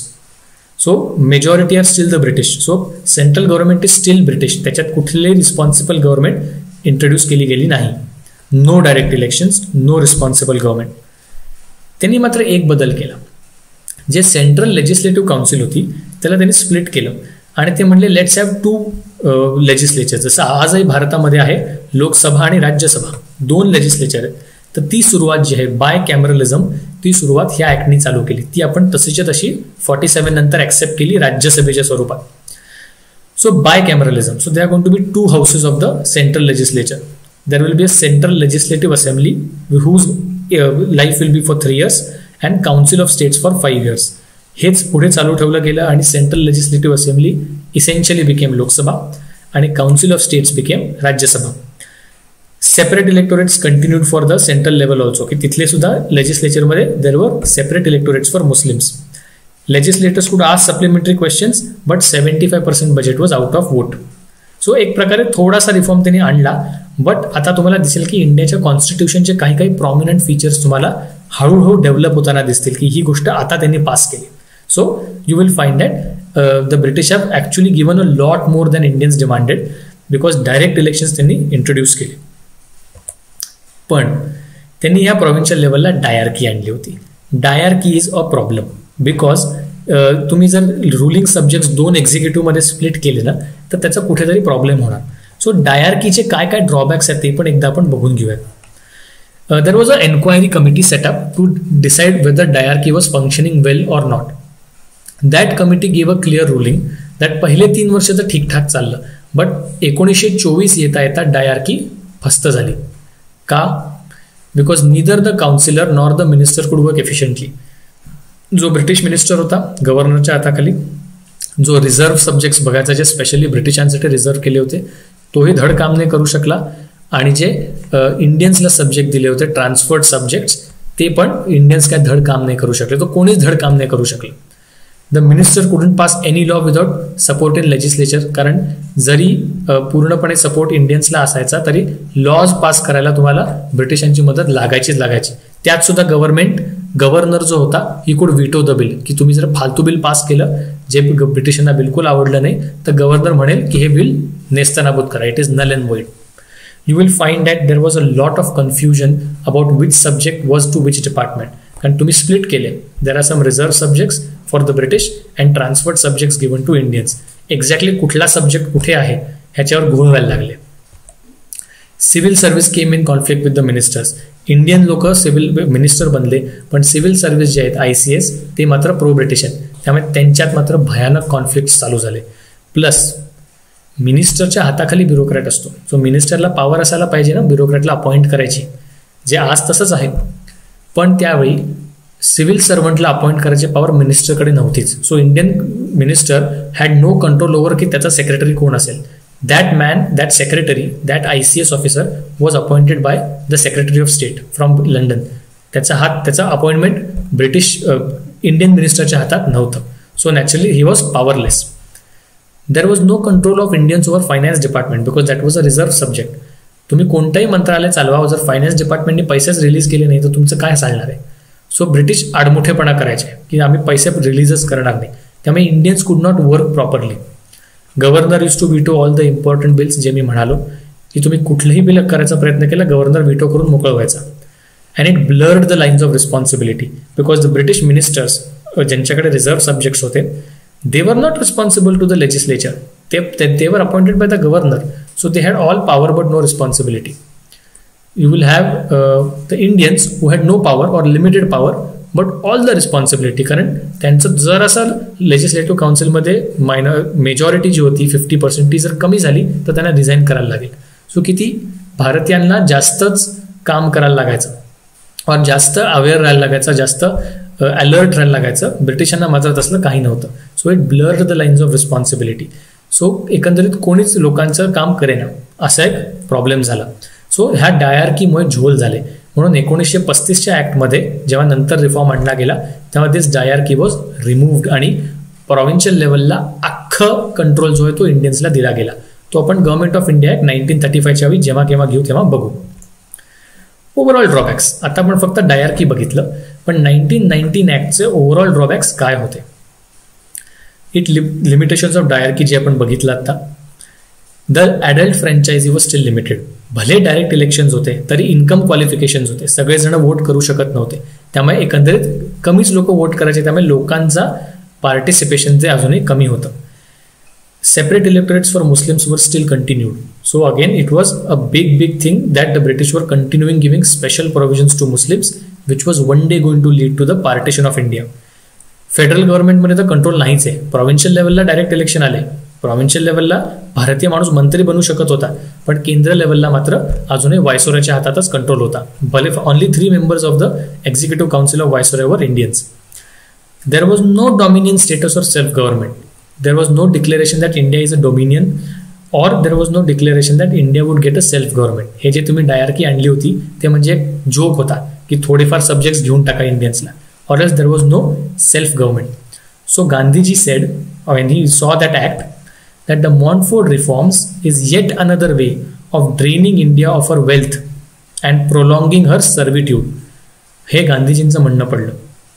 पण अर्थात प्रत्येक गोष्टीचे ॲडव्हान्टेजेस असतात. So historians believe that when the British introduced parliamentary democracy in India and introduced direct elections through 1919, they could not henceforth prevent the political struggle of Indians. आणि आता भारतीय लोक निवडून जाणार, त्यांना नेता मिळणार, त्यांना पब्लिक सपोर्ट मिळणार, ह्या सगळ्यामुळे आता भारतात नॅशनल स्ट्रगल ही वर येणारच होती. It is a clear cut indicator that when the British gave the provision of direct elections, it is bound to create leaders and those leaders are going to fight against the British and get independence for India. हे माहीत होतं.